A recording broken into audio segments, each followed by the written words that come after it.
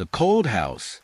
Dana pulled up to the driveway of the Victorian house, the engine of her old Subaru rumbling to a stop as the sprawling structure loomed before her. Its gabled roof jutted into the pale Maine sky, dark shingles streaked with moss. The windows, tall and narrow, caught the weak winter sun and glinted like sleepy eyes that had seen too much. Dana sat there for a moment, fingers tightening on the steering wheel, and told herself it wasn't as bad as it looked. Houses like this just needed a little love. "Mom, this house is creepy," Lily said from the back seat, her face pressed against the window. At 9 years old, she was already braver than Dana had been at that age, but her big brown eyes were wide now, taking in every crooked edge of the house. "It's not creepy," Dana said, forcing a cheerful tone. "It's vintage. Classic." Classic was the word her real estate agent had used, along with a fixer-upper, but perfect for a fresh start.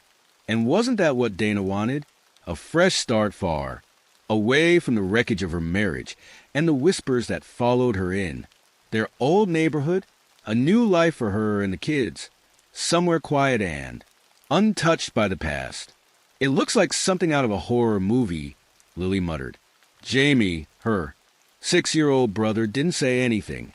He was too busy gnawing on the ear of his stuffed rabbit, a habit Dana had been trying to break for years. But she let it slide today. Moving was hard enough without nagging him about Rabbit.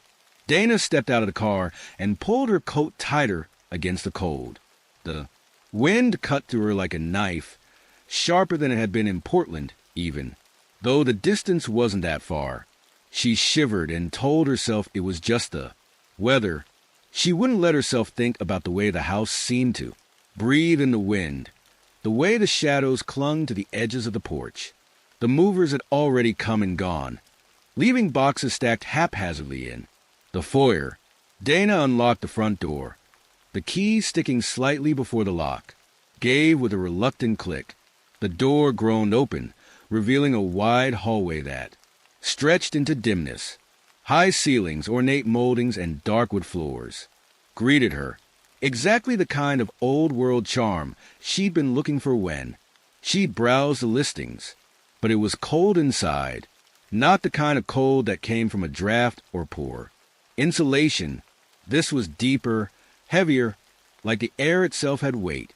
She felt it settle on her shoulders as she stepped inside, the kind of chill that crawled into your bones and stayed there. "All right, guys, let's get started," Dana said, trying to shake off the unease. She set Lily and Jamie to work unpacking in their rooms. Lily's room was upstairs, painted a pale lavender that the previous owners had left behind. Jamie's was next to hers, smaller but with a big bay window that overlooked the overgrown garden. Dana's own room was on the first floor, just past the kitchen. It was easier that way, she decided, less climbing up and down the stairs, especially when Jamie inevitably got scared at night. The house groaned around her as she moved from room to room, checking on the kids and unpacking what she could. The floors creaked under her steps, and the old radiator in the living room let out a hiss that sounded almost like a sigh. She told herself it was normal. Old houses made noises, didn't they? They settled, they shifted. It didn't mean anything. By the time the kitchen was halfway unpacked, Dana's fingers felt stiff. She checked the thermostat and frowned. It was set to 70, but it felt closer to 50. She turned it up to 75 and waited. Nothing changed. She ran her hand over the radiator again, but it was warm to the touch. The cold wasn't coming from the heat. "Mom, there's writing on the window." Lily's voice rang out from the living room, sharp with excitement and a hint of fear. Dana hurried in, finding her daughter standing by the tall front window. Frost patterns curled across the glass, intricate and delicate, though it wasn't cold enough outside for that. In the center of the frost, words had formed, stark and jagged. Get out. Dana froze. Her breath caught in her throat. The words shimmered faintly, almost. Alive, before melting into a smear of condensation. She stared at the glass, willing it to change back, to be just another frosted window.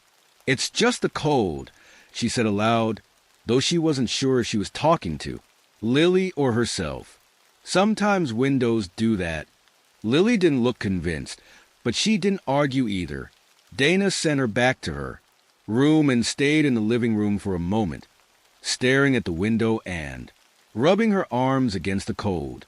It was just a trick of the frost, she told herself. Nothing to freak out about, but the unease had settled in her chest and refused to leave. The first night in the house was worse. The cold seeped through the walls, no matter how many blankets Dana piled on the kids. Jamie cried around midnight, saying he was scared, but he couldn't explain why.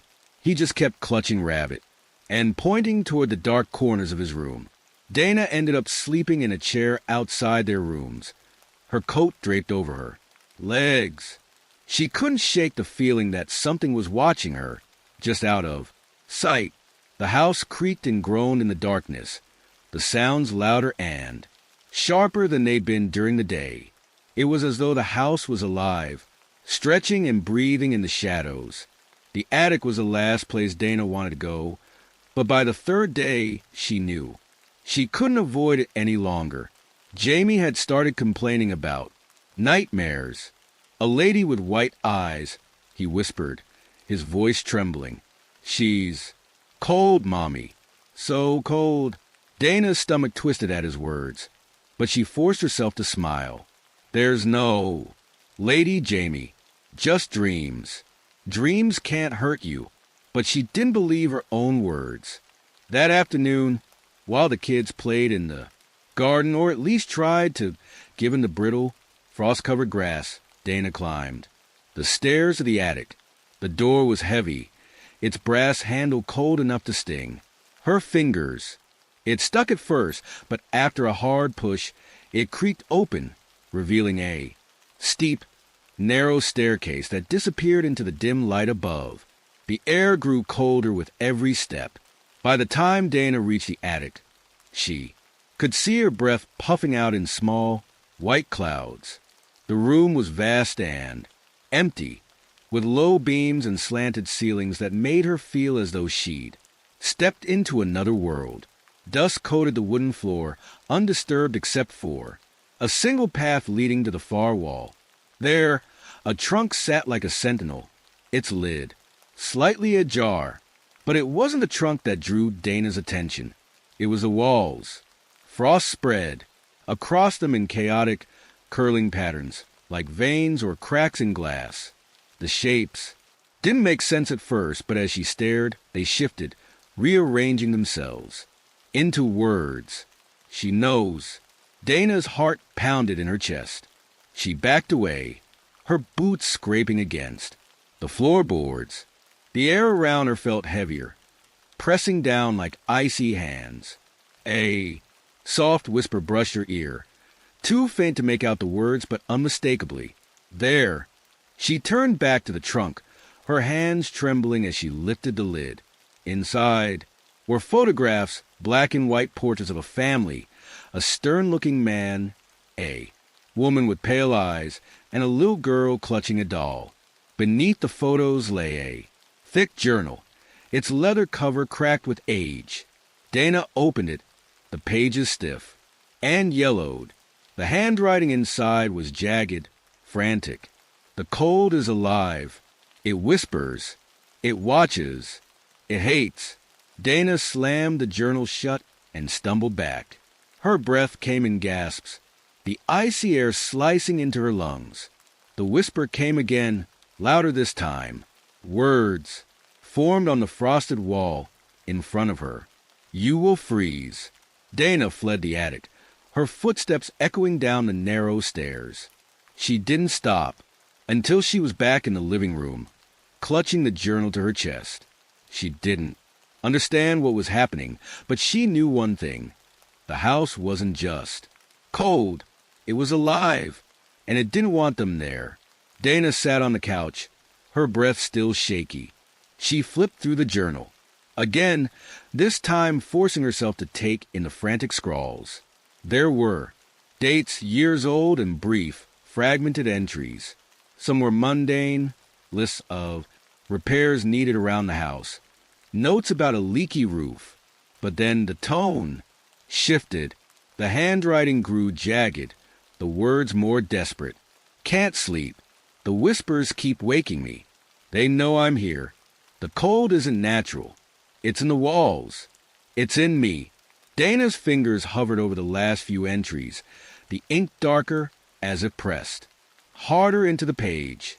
Eleanor is here. She's always been here. I locked her away, but she's still watching. A chill ran down Dana's spine, colder than anything the house had managed so. Far. Eleanor. She glanced toward the attic stairs, half expecting to see the pale-eyed woman from Jamie's nightmares standing there. But there was only darkness. Her phone buzzed, snapping her out of her thoughts. It was her sister, Emily. "Hey, how's the new house?" Emily's voice was bright, oblivious. Dana hesitated, her eyes flicking back to the journal. It's fine," she said, the lie bitter on her tongue. "Just cold. Old houses are like that," Emily said, laughing. "You'll warm it up soon enough." Dana didn't reply. She glanced at the window, where the frost was beginning to creep back, thin and spindly like fingers reaching for her. She didn't feel like she'd ever be warm again. Dana stared at the frost creeping back over the window, her breath fogging the air in front of her. She tried to shake off the growing sense of dread, but the chill wasn't just in her skin anymore. It was deep inside her, as though the house had wrapped its icy tendrils around her heart. The journal lay open on her lap, its brittle pages trembling slightly from her unsteady hands. She flipped through a few more entries, skimming past phrases that felt like half-formed warnings. She waits in the attic. Do not let her see you. The cold grows worse at night. It didn't make sense. None of it did. But the weight of those words felt undeniable. She didn't believe in ghosts, not really, but she couldn't ignore what she had seen. The frost, the whispers, Jamie's nightmares. And Eleanor. "Mom." Dana jumped, slamming the journal shut. Jamie stood in the doorway, rabbit, clutched tight to his chest. His face was pale, and his eyes darted toward the ceiling. "What is it, sweetheart?" Dana said, forcing her voice to stay calm. "Can you come upstairs?" His voice was small, trembling. "Lily's crying." Dana didn't ask why. She didn't want to hear the answer. She followed Jamie up the stairs, her footsteps slow and deliberate, each creak of the old wood beneath. Her feet seemed to echo too loudly in the stillness of the house. When they reached Lily's room, Dana found her huddled on the bed, her knees drawn up to her chest. Tears streaked her face, but she wasn't crying anymore. She was staring at the corner of the room, where shadows pooled unnaturally, darker than they should have been. "It's okay, Lily," Dana said, crossing the room and kneeling in front of her. "What's wrong? Did you have a bad dream?" Lily shook her head, her gaze never leaving the corner. "She's there," she whispered. Dana's stomach nodded. "Who?" "The lady," Lily said, her voice barely audible. "The one Jamie saw. She's cold. So cold." Dana turned toward the corner, but there was nothing there, just shadows and the faint glint of frost creeping along the baseboard. She forced herself to smile, to act like everything was normal. "There's no one there, honey," she said. "It's just your imagination. Houses like this can feel a little spooky at first, but there's nothing to be scared of." Lily looked at her then, her eyes wide and accusing. "You don't believe me." "I do," Dana said quickly. "I believe you. But maybe it's just a trick of the light. Why don't you sleep in my room tonight, okay?" Lily nodded reluctantly, and Dana led both children back downstairs to her room. She tucked them into the bed, layering blankets over them until they were cocooned in warmth. But the cold still lingered, as persistent as a bad memory. Dana sat in the armchair by the bed, the journal clutched tightly in her lap. She couldn't bring herself to open it again, not with the kids watching her. But the words she'd already read echoed in her mind, looping over and over like a chant. She waits in the attic. Do not let her see you. The cold grows worse at night. The house groaned around her, the kind of sound that made her think of teeth grinding. Dana's eyes flicked toward the doorway, where the faint outline of the attic stairs was just visible in the dim light. She thought about the frost, the writing on the walls, and the trunk with its photographs and frantic scrawls. For a moment, she thought about leaving, just packing up the kids and driving away, never looking back. But where would they go? She'd sunk every last dime into this house. There was nowhere else. So instead, she sat there, clutching the journal, and waited for the morning. The next day, the house felt different. The air was heavier, the light dimmer, as though the house itself had grown darker overnight. Dana tried to keep busy, unpacking boxes and setting up furniture, but she couldn't shake the feeling that she was being watched. The frost returned, curling along the windows and creeping across the walls. Dana found herself checking the thermostat every hour, but it didn't matter how high she set it. The cold was relentless, and it seemed to follow her wherever she went. By late afternoon, she couldn't take it anymore. She called the real estate agent, her fingers trembling as she punched in the number. Dana, how's the house treating you? The agent said, her voice chipper. It's cold, Dana said bluntly. Old houses can be like that, the agent replied. They take a little time to warm up. Have you had the HVAC checked?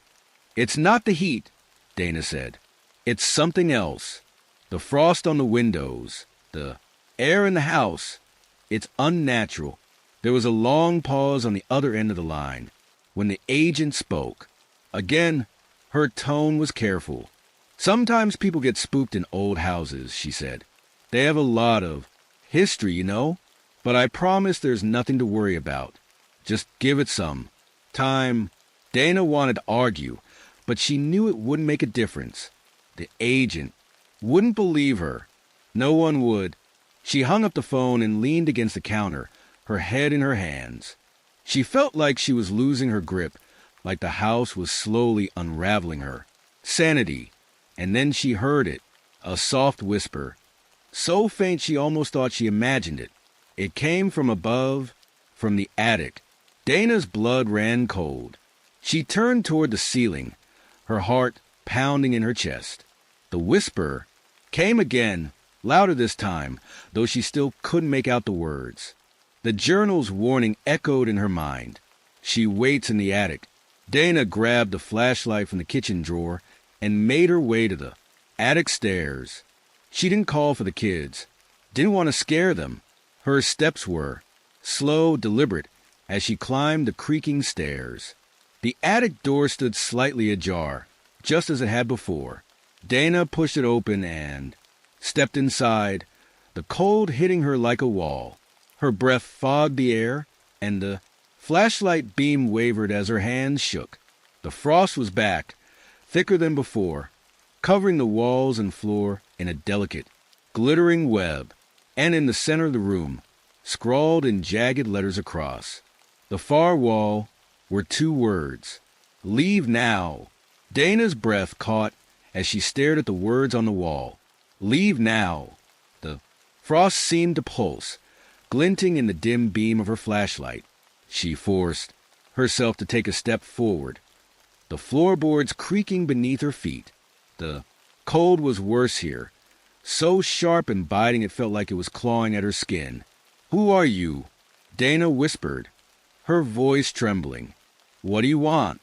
There was no response, at least not in words, but the air shifted around her, heavy and pressing, like the house itself was leaning in to listen. The frost on the Walls began to curl and twist, forming new shapes. Letters. Words. Get out.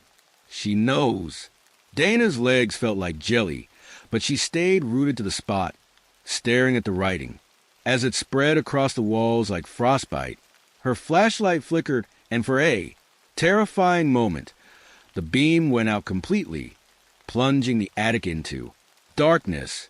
She could hear her own breathing, sharp and uneven, mixing with the faintest whisper of wind. Or was it a voice? The light flickered back on, and when it did, Dana screamed. Standing in the corner of the attic, where shadows had gathered like a living thing, was a figure, a woman. Her skin was pale, almost translucent, and her hair hung in damp, matted strands. Around her face, her eyes, if they could be called that, were empty white voids, glowing faintly in the darkness. Frost clung to her tattered dress and her bony fingers stretched toward Dana, as if reaching for her. Dana stumbled back, her flashlight clattering to the floor. The figure didn't move, but the air grew colder, sharper, and the whisper grew louder, more insistent. Words Dana couldn't understand filled the attic, a cacophony of anguish and rage. She fumbled for the flashlight, her frozen fingers slipping on the metal. When she finally grabbed it, she aimed the beam at the figure, but it was gone. The frost on the walls was still shifting, but the figure had vanished as if it had never been. There, Dana didn't wait. She ran, nearly tripping over the uneven steps as she hurtled down the attic stairs. She didn't stop until she was back in the living room, slamming the door behind her as though it would keep whatever was in the attic from following. Lily and Jamie were huddled on the couch, their wide eyes fixed on her. "Mom," Lily asked, her voice small and scared. "What's wrong?" Dana struggled to catch her breath. "Nothing," she lied, her voice shaking. "Everything's fine. Go to bed, okay?" Neither of them moved. They just stared at her, and Dana realized she must look as terrified as she felt. She sank onto the couch beside them and pulled them both into a hug, holding on tightly as if she could protect them from whatever was in the house. But she couldn't protect them. She couldn't even protect herself. That night, Dana didn't sleep. She sat in the living room with every light on her, eyes darting toward every shadow that flickered across the walls. She clutched the journal in her lap, though she couldn't bring herself to open it again. The words she'd read already felt like a curse, a thread connecting her to whatever was in the attic. Hours passed, and the house remained silent. The frost had receded from the windows, and the air was less biting, but Dana knew better than to think it was over. She could feel it still, the presence, lingering just beyond her reach. Around 3 a.m, she heard a soft noise, a creak, followed by the faintest shuffle of footsteps. Dana's heart leapt into her throat. She glanced toward the staircase, half expecting to see the pale-eyed woman descending into the living room, but the stairs were empty. The sound came again, this time from the kitchen. It was subtle, almost too quiet to notice, but Dana heard it. The soft tap, tap, tap of something sharp against the tile floor. She rose slowly, her legs trembling as she stepped toward the kitchen. The light above the sink flickered as she entered, casting long, jagged shadows across the counters. The sound stopped. "Who's there?" Dana whispered, her voice barely audible. For a moment, there was nothing. Then, from the far corner of the kitchen, she heard it, a faint, raspy voice, like wind whistling through cracks in the walls. Cold. Dana's blood ran ice. She turned toward the sound, her eyes locking on the refrigerator door. The frost had returned, spreading across its surface like veins. As she watched, words began to form in the frost, slow and deliberate. It was his fault. He made me this. Dana's hands flew to her mouth to stifle a scream. The words dissolved as quickly as they'd appeared, leaving only a thin layer of ice behind. The air grew heavier, and Dana felt a presence behind her, cold and suffocating. She didn't turn around. She couldn't. The voice came again, louder this time. Angrier. Cold, so cold. Dana bolted. She ran back to the living room, grabbed the kids from the couch, and wrapped them in their coats. "We're leaving," she said, her voice trembling, as she ushered them toward the door. "Mom!" "What's going on?" Lily asked, her voice thick with fear. "We're going to Aunt Emily's," Dana said, not bothering to look back as she flung. The door opened, just for a little while. The cold followed them as they stepped outside, sharper than the winter air. Should have been. Dana didn't stop moving until they were all in the car, the engine roaring to life as she sped away from the house. She didn't look back, but in her rear-view mirror, she thought she saw the faintest flicker of light in the attic window, like a pair of glowing white eyes watching them leave. The drive to Emily's house felt like a blur. Dana gripped the steering wheel so tightly her knuckles turned white, her eyes darting from the road to the rear-view mirror. She half expected to see something, someone chasing them, pale eyes, gleaming in the dark. But the road behind her stayed empty. Lily and Jamie were quiet in the back seat, their faces pale in the glow of passing street lights. Jamie clutched Rabbit tightly, his eyes wide and unfocused. Lily leaned against the window, staring out at the dark trees rushing past. "Mom, what's happening?" Lily asked finally, her voice small and trembling. "Why, are we leaving?" Dana hesitated, unsure of how much to tell them. "The house isn't safe," she said. "We'll stay with Aunt Emily for a few days, just until I can figure things out." "What about our stuff?" Jamie whispered. "My toys and Rabbit's bed?" Dana forced a smile. "We'll come back for them, sweetheart. Right now, we just need to be somewhere warm." But even as she said it, she wondered if they'd ever go back. Could she risk it? The thought of stepping foot in that house again made her stomach twist, but it wasn't just her decision. She couldn't afford to walk away from the biggest investment of her life. Where else would they go? By the time they reached Emily's house, the kids were dozing in the back seat. Dana carried Jamie inside first, his small body heavy with sleep, and tucked him into the spare bedroom. Lily followed on her own, too tired to argue or ask more questions. Emily greeted Dana at the door, her face lined with concern. "What's going on? Why are you here so late?" Dana hesitated, glancing back at the car as though the house might still be, watching them from miles away. "The new house, it's not what I thought it would be," she said carefully.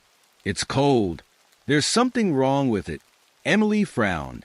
"Didn't the agent mention anything about the heating system?" "It's not the heat," Dana said, her voice sharper than she intended. It's something else." Emily studied her, her concern deepening. "Dana, what are you talking about?" Dana hesitated, debating how much to say.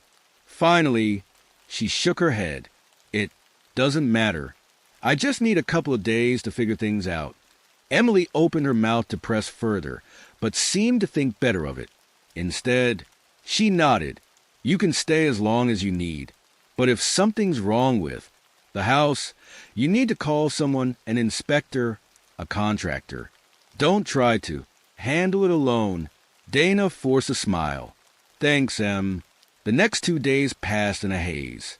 Dana tried to keep things normal for the kids, taking them to the park and helping them with their homework, but her mind was always on the house. Every time she closed her eyes, she saw the frost creeping over the walls, the pale-eyed woman in the attic, the whispered words, etched in ice.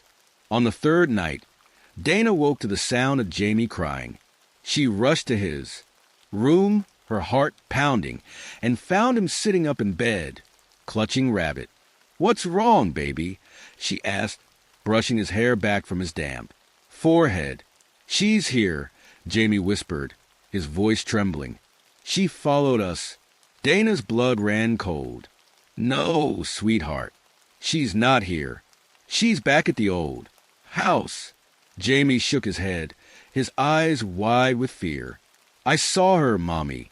She was standing by the window. She said you can't leave." Dana's stomach churned. "It was just a dream," she said, though her voice wavered. "You're safe here. I promise." But as she tucked him back into bed, she couldn't shake the feeling that he was right. The house hadn't let them go. It wouldn't let them go.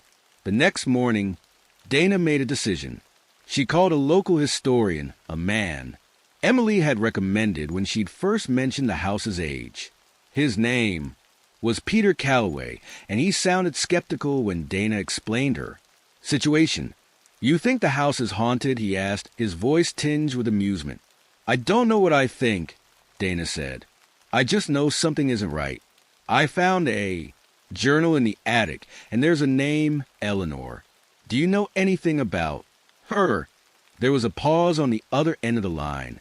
When Peter spoke again, his tone was more serious. "What's the address?" Dana gave it to him, and he promised to look into it. "I'll call you back if I find anything," he said. Hours passed without a word, and Dana began to think he dismissed her as a paranoid woman with an overactive imagination. But just as she was getting ready to put the kids to bed, her phone buzzed. It was Peter. "I found something," he said, his voice low. "You're not going to like it." Dana's grip tightened on the phone. "What is it?" "The house was built in the late 1800s by a man named Henry Westcott," Peter said. "He lived there with his wife, Eleanor, and their daughter, Margaret. According to local records, Eleanor died in the house. There's no official cause of death, but there were rumors. People said Henry locked her in the attic after she fell ill. Neighbors claimed they could hear her screaming at night, begging to be let out." Dana's throat tightened. "And the daughter? She disappeared not long after Eleanor died," Peter said. "No one knows what happened to her. Some people thought Henry killed her too, but there was never any proof." Dana sank into a chair, her legs feeling like jelly. "Why didn't the agent tell me any of this?" "Legally, they don't have to," Peter said, "unless there's a history of violent crime. In the house, they're not obligated to disclose anything." "What do I do?" Dana asked, her voice barely above a whisper. Peter hesitated. "I don't know," he admitted. "But if you believe in these things, I'd say the house has a hold on you, and it might not let go until you deal with whatever's still there." Dana hung up the phone, her mind racing. She didn't believe in ghosts, at least she hadn't before. But now, with everything she'd seen and heard, she wasn't so sure. There was only one thing she knew for certain. She couldn't run forever. If she wanted to protect her kids, she had to face whatever was waiting for her in that house. Dana sat in the quiet of Emily's kitchen, the cold cup of coffee in her hands. Trembling slightly, she stared out the window at the bare trees swaying in the wind, trying to gather the courage to do what she knew had to be done. Running wouldn't save them. She brought the house's curse with her, like a dark shadow that refused to let go. The only way out was to go back. She'd made up her mind by morning. As she packed her bag, Lily stood in the doorway, arms crossed, her face pale and serious. "You're going back, aren't you?" Lily asked. Dana nodded. "I have to, just for a little while. Aunt Emily will take care of you. And Jamie while I'm gone." Lily's eyes filled with tears, but she didn't argue. "What if it gets you?" she whispered. Dana knelt down and hugged her tightly. "It won't. I promise I'll be back before. You know it." She didn't believe the words as they left her mouth, but she couldn't let Lily see her fear. She had to be strong for them. The drive back to the house was long and silent. The road stretched out endlessly, the barren trees lining the highway like skeletal sentinels. Dana gripped the wheel tightly, the journal sitting on the passenger seat beside her. Peter's voice echoed in her mind, the story of Henry, Eleanor, and Margaret, replaying over and over like a haunting refrain. When the house finally came into view, its dark silhouette looming against the gray sky, Dana's stomach churned.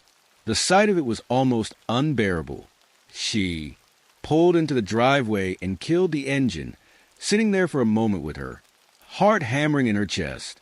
The house stared back, its windows dull and uninviting, like the eyes of something ancient and cruel. She stepped out of the car, the frost-covered ground crunching beneath her. Boots! The air was colder here, sharper, and it carried the faintest scent of something metallic and bitter. Dana didn't hesitate. If she thought too long, she might lose her nerve. The door creaked as she pushed it open, the sound echoing through the empty house. The chill hit her immediately, sinking into her skin like tiny needles. She could see her breath clouding in front of her as she stepped inside. The house felt alive again, the air heavy and watchful. Dana made her way to the living room, where the frost had returned creeping along the edges of the windows and curling across the walls. She set the journal down on the coffee table and opened it to the last page, where the frantic scrawls seemed to thrum with urgency. She won't leave. She won't forgive. She waits for him. Dana closed the journal and stood, her resolve hardening. "Eleanor," she said, aloud, her voice trembling but firm. "I know what happened to you. I know what Henry did. You don't have to stay here anymore." The air shifted, growing colder, and Dana felt the pressure of a presence all around her. The frost on the walls thickened, and she heard the faint sound of footsteps, light, deliberate, and impossibly close. "I'm not Henry," Dana said, her voice shaking. "I'm not him, but I'll help you if I can. Just tell me what you want." For a moment, there was nothing but silence. Then, from the direction of the attic, she heard it, a low, mournful wail. It started softly, almost like a whisper, but it grew louder and sharper until it filled the entire house. The sound was raw, filled with anguish and rage, and it sent shivers down Dana's spine. She forced herself to move, to follow the sound. Her legs felt like lead as she climbed the stairs, each step creaking loudly beneath her weight. The attic door was open, the darkness beyond it yawning like a mouth waiting to swallow her. "Oh!" Dana stepped inside, the flashlight trembling in her hand. The frost on the walls was thicker now, almost like ice, and the cold was unbearable. Her breath came in shallow gasps as she scanned the room, her flashlight beam catching on the trunk in the corner. The lid of the trunk was open, and inside, Dana could see the photograph she'd found before. But now there was something else, a small weathered doll, its porcelain face cracked and its eyes empty sockets. Dana's chest tightened. She reached into the trunk, her fingers brushing against the icy surface of the doll. The moment she touched it, the temperature in the attic plummeted, and the wailing grew deafening. "Eleanor!" Dana shouted, clutching the doll tightly. "Is this Margaret's? Is this why you stayed?" The air around her seemed to vibrate with energy, and the frost on the walls began to shift, forming words in jagged letters. "He took her. He lied." Dana's heart ached at the words. "Henry took Margaret, didn't he? He hurt her." The frost swirled again, and a single word appeared. "Yes." Dana felt tears sting her eyes. "I'm so sorry," she whispered. "You didn't deserve this. Neither of you did. But you don't have to stay here anymore. You don't have to wait for him. You can rest now." The wailing softened, becoming a low, mournful hum. The frost on the walls began to melt, dripping down in thin rivulets. Dana held the doll tightly, her hands trembling. You loved her, Dana said, her voice breaking. She was your little girl, and you tried to protect her. The frost shifted one last time, forming two final words. Thank you. The air in the attic grew still, and the oppressive weight that had clung to Dana since the moment she'd stepped into the house lifted. The cold receded, replaced by a faint warmth that felt almost like sunlight breaking through a winter storm. Dana placed the doll back in the trunk, her movements careful and reverent. She didn't know if Eleanor was truly gone, but the house felt different now. Quieter, lighter. She descended the attic stairs and left the house without looking back. Dana closed the front door of the house with a heavy thud, the sound echoing through the now-still air. She stood on the porch for a moment, her breath visible. In the cold, though it didn't feel as sharp as before, it was as if the house itself was letting her leave now, granting her a reprieve. Her fingers hovered over the keys in her pocket, debating whether to lock the door or leave it behind, wide open, as if to say she wasn't coming back. But she did lock it, a final symbolic act. The doll, the frost, and Eleanor's sorrow stayed behind in the attic, and she hoped that meant the worst of the house was over too. Dana climbed into the car, gripping the steering wheel tightly as she stared at the house. Its windows no longer felt like eyes watching her, and for the first time since she had bought the place, the oppressive feeling in her chest started to ease. But a nagging question remained. Was Eleanor really gone? Or had Dana simply given her what she wanted for now? Dana returned to Emily's house later that evening, the weight of the past few days still pressing on her. Lily and Jamie ran to greet her at the door, their hugs a temporary balm to her frayed nerves. Did you fix it, Mom? Lily asked, her eyes full of cautious hope. Dana hesitated. I don't know if it's fixed, she admitted, kneeling to meet her daughter's gaze. But I think it's quieter now. I think she just wanted to be heard. Jamie clung to her leg, his small hands trembling. Did she hurt you? No, sweetheart. Dana hugged him tightly. She didn't hurt me. She was just sad, angry and sad. But we don't have to go back there, right? Lily pressed, her voice rising with worry. Dana paused, unsure of what to say. We'll stay here for a few more days, she said finally, and then we'll see. That night, Dana lay awake in the guest room, staring at the ceiling. The house felt far away, yet its cold lingered in her memory. She thought about the trunk in, the attic, the frost on the walls, and the final words Eleanor had left behind. Thank you. But what about Margaret? If Henry had hurt her, if he had taken her, then where was she? Dana couldn't shake the feeling that there was more to the story, something left unresolved. The house might feel quieter now, but it wasn't finished. Not yet. The next morning, Dana called Peter again. His voice was groggy, as though he'd been up all night researching. Back so soon, he asked. I take it you didn't burn the place down. Not yet, Dana said, trying to muster a dry laugh. But I need your help. I need to know what happened to Margaret. Peter sighed heavily. Dana, I've already told you all I could find. The records are vague, and most of it's just local gossip. There's nothing concrete. But there has to be something, Dana insisted. If Henry hurt her, there would have been rumors, signs, something. Peter was quiet for a moment. There's one thing, he said finally. A few weeks after Eleanor's death, there were reports of strange smells coming from the house. Neighbors said it was like something rotting.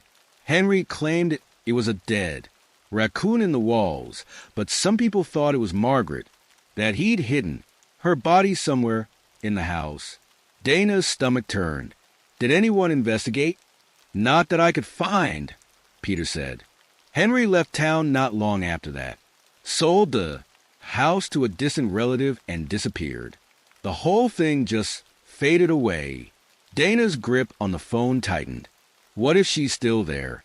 Peter hesitated. You're not thinking about going back, are you? I have to, Dana said. If Margaret's still in that house, if she's the reason, Eleanor couldn't rest. I have to do something. Dana, I'll call you when I know more. She hung up before Peter could argue. The drive back to the house felt heavier this time, the sky above gray and oppressive. When Dana pulled into the driveway, the house seemed unchanged, though the air around it felt different. Not colder, just heavier, like it was waiting for her. She stepped inside, the familiar chill greeting her like an old enemy. The living room was just as she'd left it, and the attic door stood ajar at the top of the stairs. But Dana didn't go to the attic. Not yet. Instead, she walked through the house, room by room, letting her instincts guide her. The smell hit her first, faint but unmistakable, as she stepped into the basement. It wasn't the sharp, acrid stench of something rotting, but it was close, earthy, and sour, like damp soil left untouched for decades. Dana's hand tightened on the flashlight as she descended the narrow wooden stairs, each creak sending a jolt of fear through her chest. The basement was unfinished, the walls rough stone, and the floor packed dirt. The air was damp and cold, and Dana's breath fogged in front of her. She swept, the flashlight beam across the room, catching glimpses of rusted pipes and old storage boxes. The smell was stronger here, emanating from somewhere near. The back wall. Dana moved closer, her footsteps tentative.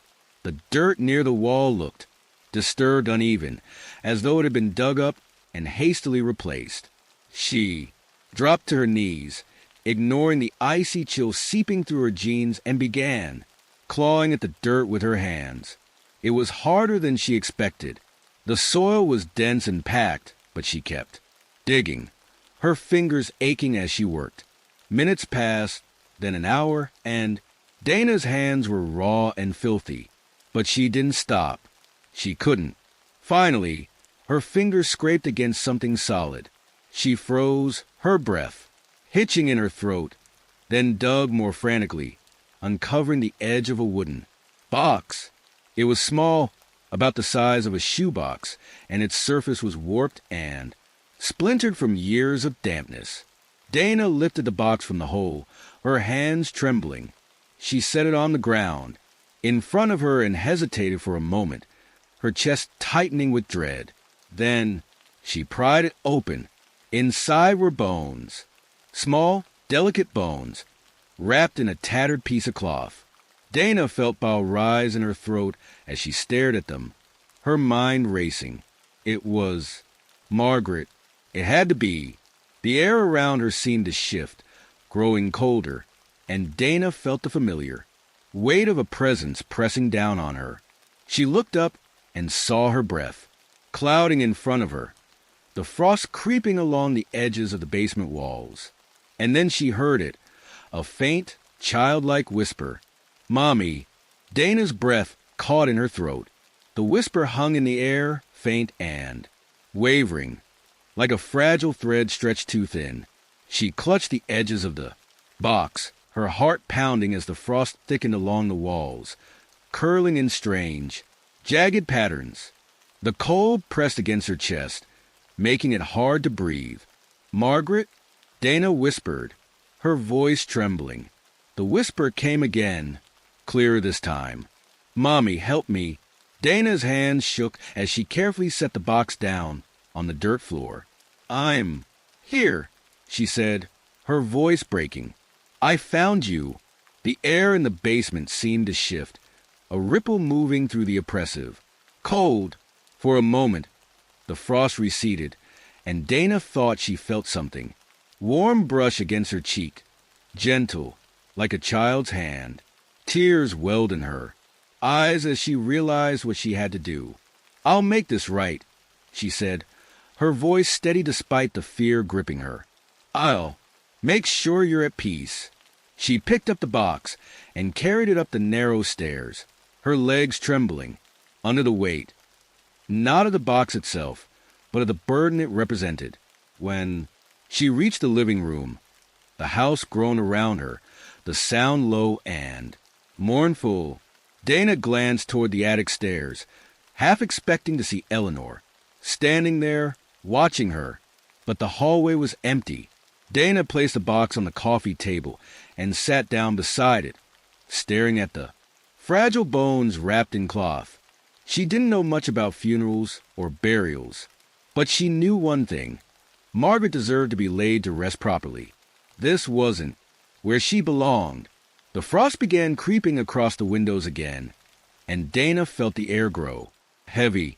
She looked up, her breath fogging in front of her. "She can't leave," a voice whispered low and cold. It wasn't Margaret's voice. It was deeper, angrier, and it filled the room like a gust of freezing wind. Dana's blood ran cold. "Henry," she said, her voice barely above a whisper. The frost shifted violently, forming jagged shapes on the walls and windows. The room grew darker, the light dimming as the shadows deepened. A figure began to materialize in the corner, tall and imposing, his face obscured by the swirling frost. His presence was suffocating, the air growing colder with every second. "You can't take her from me," the voice growled, echoing through the room. "She's mine." Dana stood, her knees weak, but she didn't back down. "She's not yours," she said, her voice shaking but resolute. "She's Eleanor's. She's her daughter. And you stole her." The figure moved closer, the frost following him like a living thing. His outline was clearer now. A tall man with broad shoulders, his face sharp and cruel. His eyes were empty, cold pits that seemed to pierce through Dana. "She was never hers," Henry hissed. "She was mine to control, mine to shape." Eleanor was weak. She didn't understand.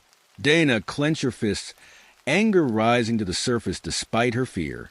"You locked Eleanor in the attic," she said, her voice trembling with fury. "You took Margaret from her and left them both to suffer. You were the weak one." Henry's face twisted into a snarl, and the frost surged forward, creeping toward Dana like claws. The air was so cold now it burned, but Dana didn't move. "She's not yours anymore," Dana said, her voice steady despite the tears streaming down her face. "You can't hurt her. You can't hurt anyone."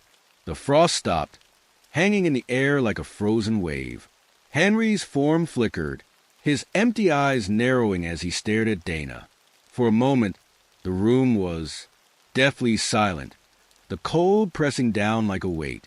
Then, from somewhere above, a soft, childlike voice broke through the stillness. "Mommy." The frost began to melt, dripping down the walls in slow, glistening rivulets. Henry's form wavered, his edges dissolving into the air. He turned toward the sound, his expression shifting from rage to something almost like fear. "No," he muttered, his voice trembling. "She's mine." "She was never yours," Dana said firmly. The child's voice grew stronger, clearer. "Mommy, I'm coming." The frost disappeared completely, and Henry's figure collapsed into a swirl of shadow and dust, dissolving into nothing. The oppressive cold lifted, replaced by a warmth that felt almost like sunlight breaking through a storm. Dana sank to her knees, her breath coming in ragged gasps. She looked around, the room, the silence almost deafening after the chaos. The house felt different, now lighter, calmer. The voice came again, soft and gentle. "Thank you." Dana looked toward the attic stairs, where a faint glow lingered for a moment, before fading away. She closed her eyes, tears streaming down her face. "You're free now," she whispered. The next day, Dana called the local church and arranged for a proper burial for Margaret. She didn't tell them everything, just that she'd found the remains of a child on the property and wanted her to have peace. The pastor didn't ask questions, and Dana was grateful for his quiet understanding. When the small ceremony was over, and Margaret's remains were laid to rest in the churchyard, Dana stood by the grave for a long time, her heart heavy but lighter than it had been in weeks. She felt a warmth on her shoulder, gentle and fleeting, as if someone were saying goodbye. The house was quiet when she returned. The frost never came back, and the air inside felt normal. Just an old house, worn but no longer haunted by its past. Dana decided to stay. The house had cost her so much, but it had also given her something in return, a chance to face her fears, to make peace with the darkness. And for the first time since moving in, the house felt like a home. The house may have felt lighter, but its history still lingered in Dana's mind, like the scent of smoke long after a fire is extinguished. Though Margaret and Eleanor had found peace, the scars of their suffering were etched into the walls, the floorboards, the very foundation. Dana had decided to stay, but her resolve to move forward came with a new purpose, uncovering every secret the house still held. Weeks passed, and the children adjusted slowly.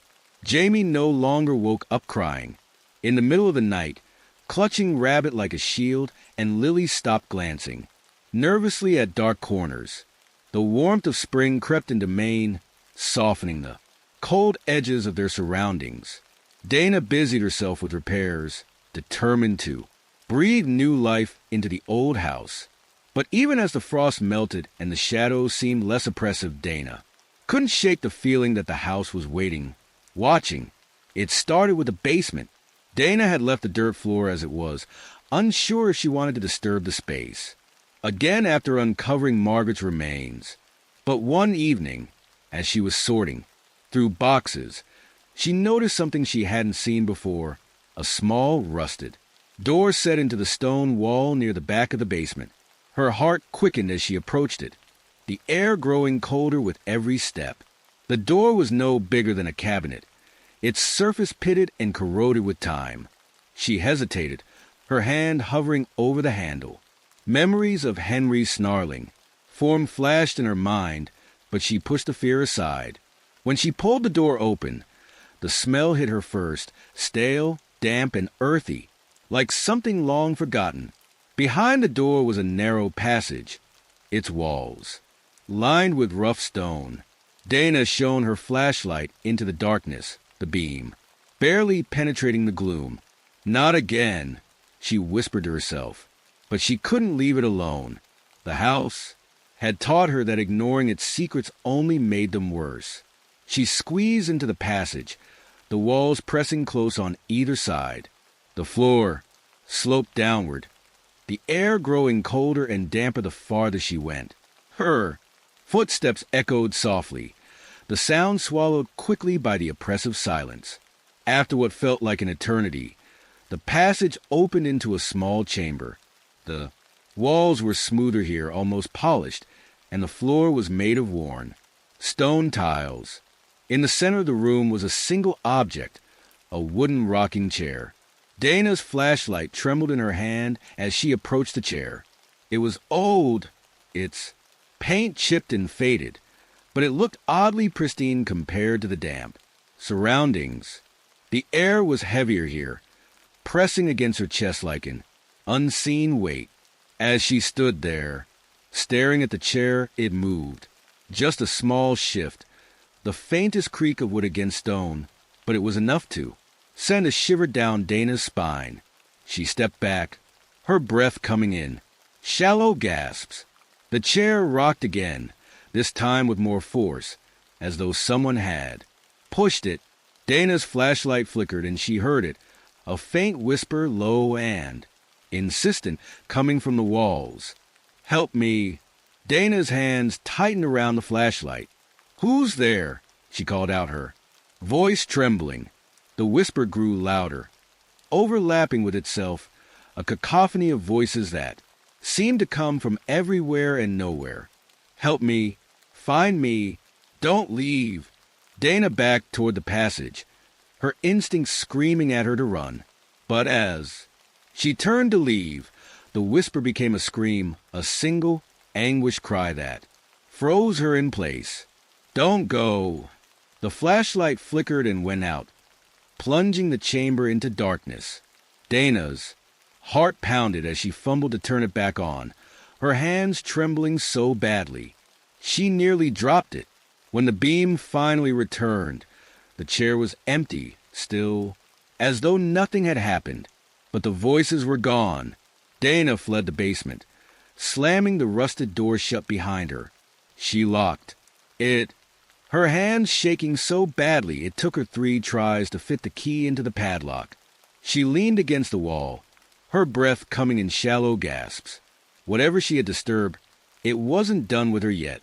The next morning, Dana called Peter. "I found something," she said, skipping any preamble. "A hidden passage in the basement. It leads to a room with something in it." Peter groaned. "Dana, I thought we were done with this. You said the house felt lighter." "It did," Dana snapped. "But there's something else. I don't think Margaret was the only one Henry hurt." The line was silent for a moment. Then Peter sighed. "Tell me everything." Dana described the chamber, the rocking chair, and the voices. As she spoke, she could almost hear Peter scribbling notes on the other end of the line. "That doesn't match anything I've read about the house," Peter said when she finished. "But if there's a hidden passage, it could mean there were other victims, people who were never found." Dana's stomach twisted. "What should I do?" Peter hesitated. "If you're serious about this, you need to document everything. Pictures, recordings, anything you can use to prove what you've seen. And maybe it's time to bring someone else in." "You mean like an investigator?" Dana asked. "Or a priest?" Peter said quietly. "You're dealing with something dark, Dana. I don't think you should face it alone." That night, Dana set up a camera in the basement, positioning it to capture the rusted door and the passage beyond. She left it running as she locked the basement door and went upstairs, her nerves stretched thin. She didn't sleep. Every creak of the house made her jump, and her mind kept returning to the rocking chair, the voices, the scream. By morning, she felt like she hadn't closed her eyes at all. She retrieved the camera, her hands trembling as she played back the footage. At first, there was nothing but stillness, the faint hum of the house in the background. But then, hours into the recording, the rusted door began to shake. It started subtly, a faint rattle, but it grew louder and more violent. The camera caught the sound of footsteps, soft at first, then louder, like someone pacing back and forth. And then, clear as day, a voice echoed through the room. "Let me out." Dana's blood ran cold as the door in the video swung open, the darkness of the passage yawning like a void. The rocking chair moved into frame, rocking back and forth violently before the video cut to static. She stared at the screen, her mind racing.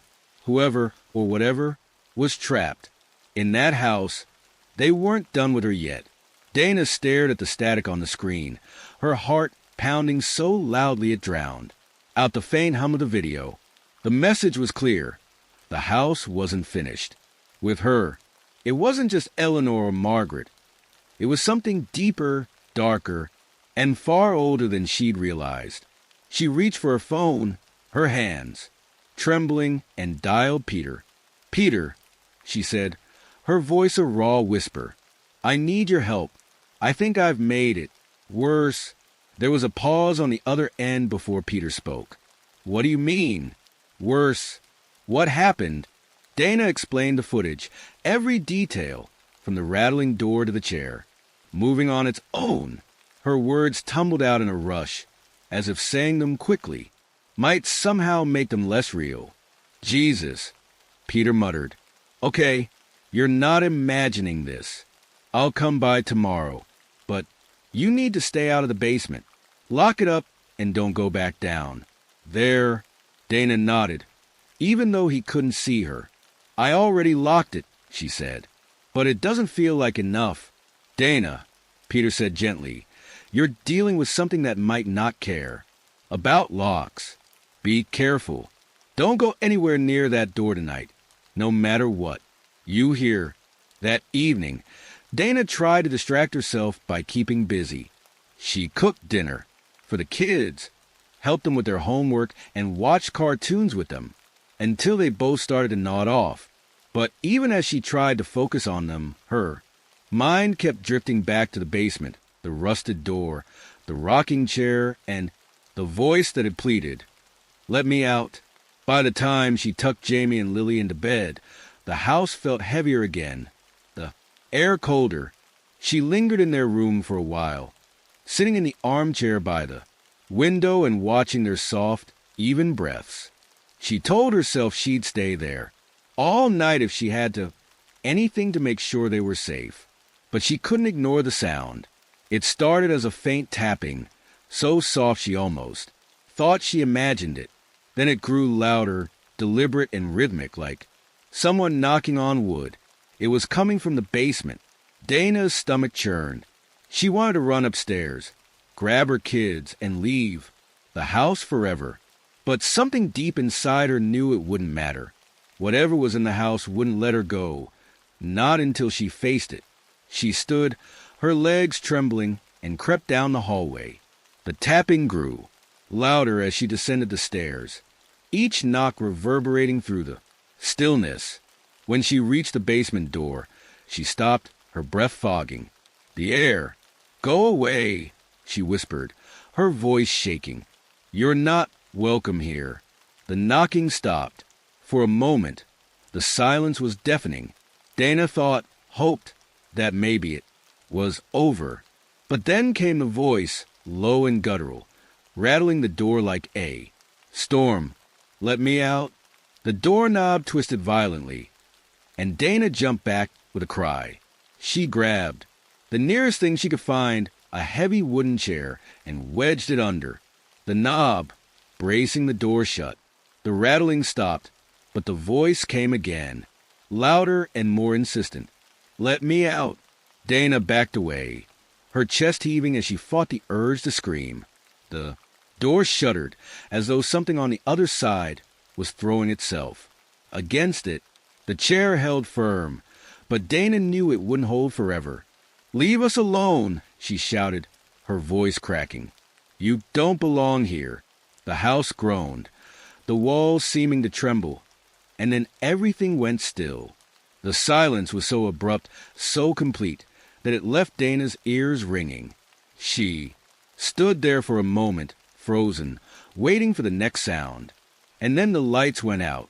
Darkness swallowed the house, thick and impenetrable.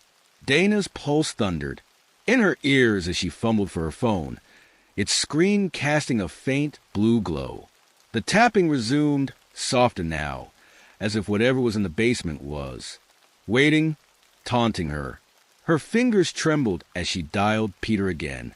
He answered on the second ring, his voice groggy. "Dana, what's going on?" "The basement," she whispered, clutching the phone like a lifeline. "It's worse. The door, it's trying to open." The lights went out. Peter swore under his breath. "Get the kids and leave. Now." "I can't," Dana said, her voice breaking. "It won't let me." Peter hesitated. "I'm on my way." "Don't go near the basement, Dana. Just stay with the kids and wait for me." The line went dead, and Dana realized her battery had died. She cursed under her breath, clutching the phone like it might somehow come back to life. The tapping continued, steady and deliberate, and she felt the air grow colder around her. She ran upstairs, bursting into the kids' room. Jamie and Lily were awake now, their eyes wide with fear. "Mom," Lily said, her voice trembling. "What's happening?" "We're going to Aunt Emily's," Dana said, grabbing coats and stuffing them into a bag. "Right now." She scooped Jamie into her arms and took Lily's hand, leading them toward the stairs. But as they reached the top step, the house groaned, the sound low and angry. The basement door slammed open with a deafening crash and a rush of icy air swept through the house. "Run!" Dana shouted, pushing Lily toward the front door. "Go!" Lily hesitated, her eyes darting toward the darkness spilling out from the basement. But Dana grabbed her arm and dragged her forward, Jamie clinging to her neck. They made it to the car, the cold biting at their skin as Dana fumbled with the keys. The engine roared to life, and she tore out of the driveway, the house, shrinking in the rearview mirror. But as she drove away, she couldn't shake the feeling that the house was watching her, that whatever was inside, it wasn't done with her yet. The drive to Emily's house was quiet except for the sound of Jamie's soft sobs and Lily's occasional sniffles. Dana gripped the steering wheel so tightly her knuckles turned white, her mind racing. The basement door opening on its own, the freezing air, the voice, none of it made sense, yet it felt undeniable. Something in that house wanted out. When she pulled into Emily's driveway, her sister was already waiting on the porch, her face pale with concern. Dana barely had the car in park before Emily hurried over, throwing open the door. "What's going on?" Emily asked, her voice sharp with worry. "You sounded frantic." On the phone, Dana shook her head as she helped Jamie out of the car. "Not now. I just need to get them inside." Emily didn't push, instead ushering them all into the house and locking the door behind them. Once Jamie and Lily were settled on the couch, wrapped in blankets with hot chocolate in their hands, Emily turned to Dana. "Okay," she said, crossing her arms. "Talk. What the hell happened?" Dana hesitated, glancing at the kids. Jamie was staring into his cup, while Lily kept glancing toward the windows, as if expecting something to appear outside. "It's the house," Dana said finally, her voice low. "There's something in it. Something in the basement." Emily frowned. "I thought you said things were better after... I thought they were," Dana said. "But I was wrong. There's something else. Something worse." Emily looked skeptical, but she didn't interrupt. Dana told her everything, the rusted door, the hidden passage, the rocking chair, and the voices. By the time she finished, Emily was pale, her arms wrapped tightly around herself. "You can't go back there," Emily said. "Not with the kids." "I don't have a choice," Dana said. "Whatever's in that house isn't going to stop. If I don't face it, it'll follow us." Emily shook her head. "You don't know that." Dana met her sister's eyes, her voice trembling. "Yes, I do." The next morning, Peter arrived at Emily's house, his face drawn and tired. He had a backpack slung over one shoulder, and the way he gripped the strap told Dana he was just as nervous as she was. "You look like hell," Peter said by way of greeting. "So do you?" Dana shot back. Peter gave a weak smile and followed her inside. They sat at the kitchen table, where Dana spread out the journal, the camera, and a hastily drawn map of the basement. Peter studied the map, his brow furrowed. "You said the passage leads to a chamber with a chair." Dana nodded. "And the voices, they begged for help." Peter leaned back, running a hand through his hair.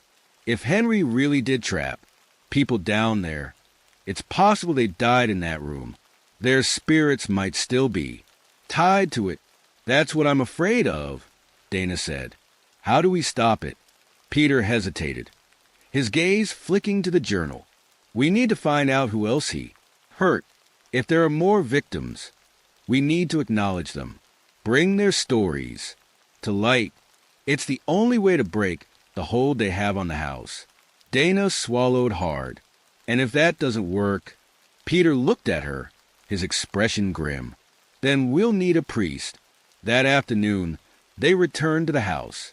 The kids stayed with Emily, and Dana promised herself she'd be back before nightfall.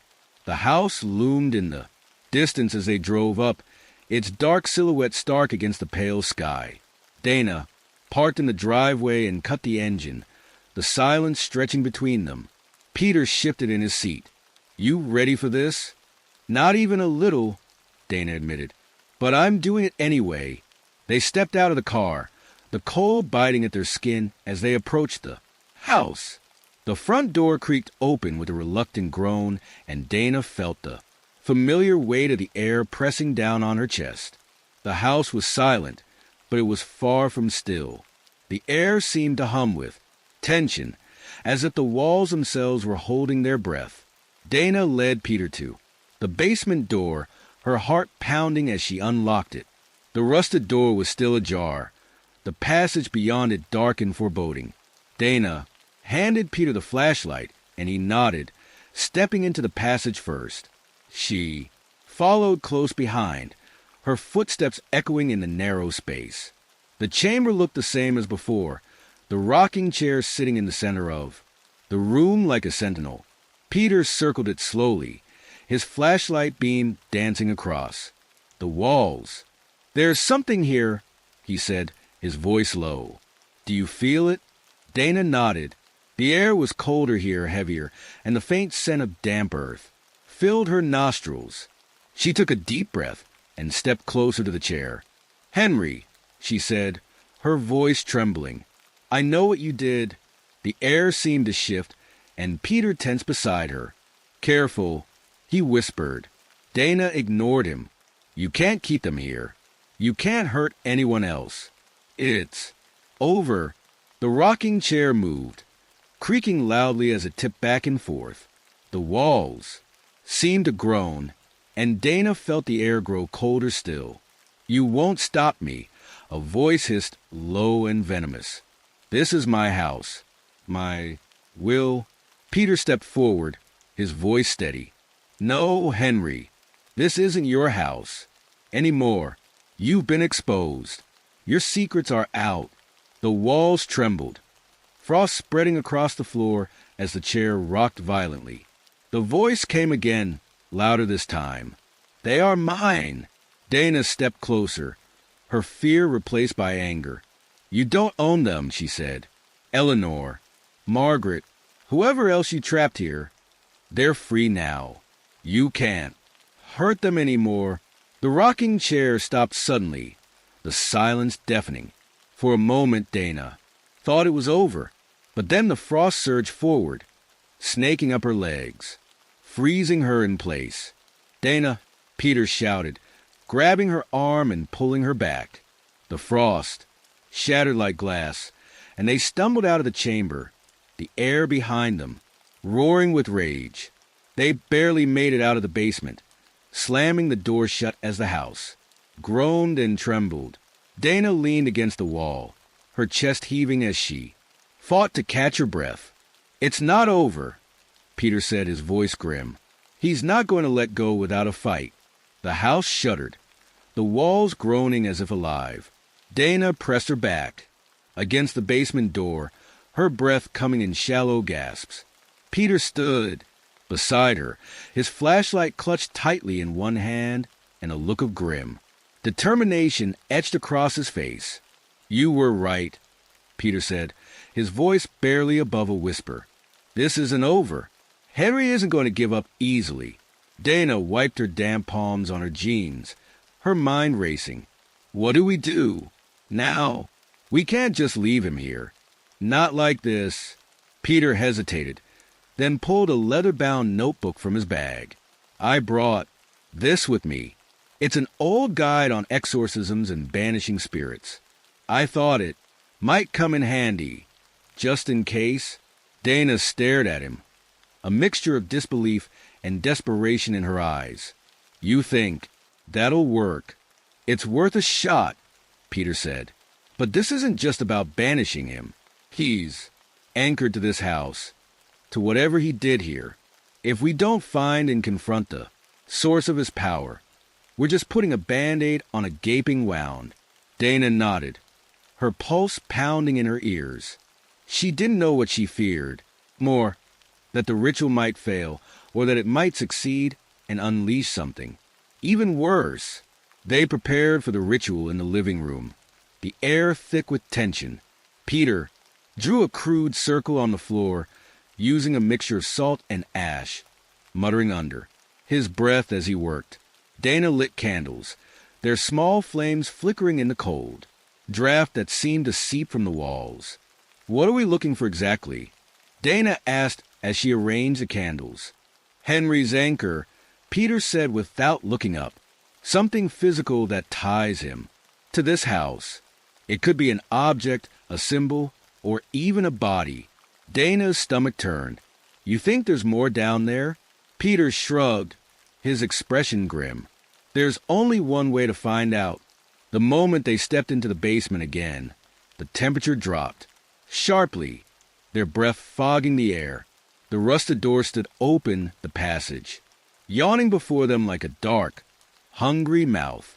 The rocking chair was waiting in the chamber, its wooden surface glinting faintly in the dim light of their flashlights. Dana felt her chest tighten as they approached. The oppressive weight of the air pressing down on her shoulders. Peter knelt beside the chair, running his fingers along its surface. "It's not just the chair," he said. "There's something beneath it." Dana's heart pounded as she stepped closer, her flashlight beam trembling. "Beneath it? Like what?" Peter didn't answer. He pushed the chair aside, revealing a patch of loose dirt in the center of the stone floor.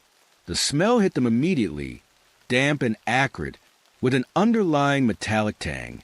"Help me," Peter said, pulling a trowel from his bag. Dana dropped to her knees, clawing at the dirt with her bare hands, her fingers numb from the cold. They dug in silence, the only sounds the scraping of the trowel and their labored breathing. The hole deepened quickly, and then Peter's trowel struck something, solid with a dull thunk. They exchanged a look, and Peter reached into the hole, pulling out a small, wooden box. It was old and warped, the hinges rusted and the surface stained, dark with age. Dana's hand shook as she opened the box. Inside was a collection of strange, grisly items. A lock of dark hair tied with string, a cracked porcelain doll's head, and a rusted key. Beneath these objects was a single photograph, yellowed and curled with age. Dana picked up the photograph, her stomach twisting as she recognized the faces. It was Henry, Eleanor, and Margaret, but in this photo, Henry stood alone, Eleanor and Margaret barely visible in the background, their faces blurred and distorted. "This is it," Peter said, his voice heavy. "This is his anchor. These items there, trophies, symbols of his control." The air around them grew colder, and the walls of the chamber seemed to tremble. The voice returned, low and venomous, echoing through the darkness. "You think you can take this from me?" Henry snarled. "You are nothing. This is my house, my will, my power." Dana stood, clutching the box to her chest. "You don't have any power anymore. Henry, you took everything from them. You can't hurt anyone else." The chamber erupted into chaos. The frost surged forward, snaking up the walls, and across the floor. The rocking chair toppled over, crashing onto the stone with a deafening crack. The air vibrated with Henry's rage, his voice a guttural roar that seemed to come from everywhere at once. Peter grabbed Dana's arm, pulling her toward the passage. "We have to finish the ritual now." They stumbled back into the living room, the box clutched tightly in Dana's hands. Peter slammed the basement door shut, though the sound of Henry's voice still echoed in the air, growing louder and more frantic. Peter lit the final candle, his hands shaking as he opened the notebook. He began to chant, his voice steady despite the chaos around them. The walls of the house trembled, and Dana could feel the floor shifting beneath her feet. "Place the box in the circle," Peter shouted, his voice rising over the din. Dana hesitated, clutching the box tightly. For a moment, she thought she felt something warm, a small, fragile hand resting on hers. She looked down her, breath catching in her throat. Margaret's face appeared before her, faint and translucent, her eyes wide and pleading. "You can stop him," she whispered. "You have to." Dana nodded, tears streaming down her face. She placed a box in the center of the circle, stepping back as Peter's chanting grew louder. The flames of the candles flared, casting long shadows across the room. The air grew impossibly cold, and Henry's voice bellowed in rage. "You think this will stop me? I am this house." The frost surged forward, but it stopped at the edge of the circle, recoiling as if burned. The box began to tremble, its lid rattling as if something inside was fighting to escape. Peter's chanting reached a crescendo, his voice filled with command. "You are bound no longer, Henry Westcott. Release this house and those you've held captive." The box shattered, its contents bursting into flames. The frost vanished, and the house let out a groan, a long, mournful sound that echoed through the empty halls. The air grew still, the oppressive weight lifting like a storm passing. Dana collapsed to her knees, her breath ragged.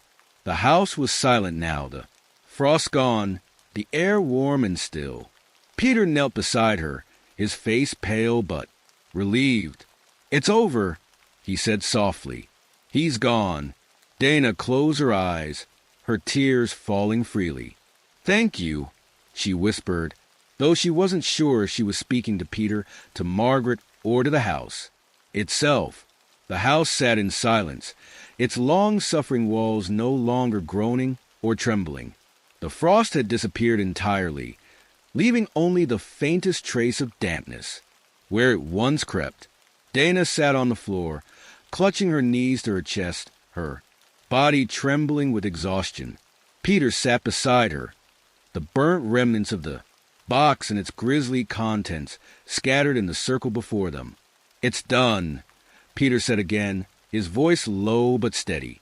"The house is free." Dana turned her head toward him, her face pale and streaked with tears. "How? Do you know?" she whispered. "How can we be sure?" Peter didn't answer right away. Instead, he reached out and placed a hand on her shoulder. "Because I've seen what happens when it's not done," he said. "And this feels different." Dana wanted to believe him. She wanted to believe that Henry was gone, that Eleanor and Margaret were finally at peace. But a part of her couldn't shake the memory of Henry's final, guttural cry, "I am this house." What if he wasn't lying? Over the next few days, the house remained still. The cold drafts and oppressive air were gone, replaced by a warmth that felt foreign after so many weeks of dread. Dana stayed in the house, determined to reclaim it, to transform it into the sanctuary she had envisioned when she first bought it. She cleaned the basement, tearing out the rusted door and sealing the passage. Behind it with fresh mortar, she cleared out the attic, removing the dusty old trunk, and every relic of Henry's twisted legacy. With each step, the house seemed to breathe easier, its dark past fading into memory. But Dana's dreams told a different story. Every night, she dreamed of Margaret, her small, pale face framed by damp, dark hair. Margaret didn't speak in these dreams, but her wide, pleading eyes spoke volumes. Behind her loomed shadows, tall and menacing, their edges curling like smoke. Dana would wake in a cold sweat, her heart pounding as the echo of Henry's voice rattled in her ears. "I am this house." A week after the ritual, Peter returned to check on her. He seemed lighter, less burdened, as if some of the weight he carried had been lifted by their success. "How are you holding up?" he asked, standing in the freshly painted living room. "Better," Dana said, though her voice betrayed her uncertainty. "The house feels different, lighter, but the dreams." Peter frowned. "Dreams?" Dana nodded. "Margaret, she's still in them." She looked scared, like she's trying to. Warn me about something. Peter rubbed his chin thoughtfully. It could just be residual guilt, he said. You've been through a lot.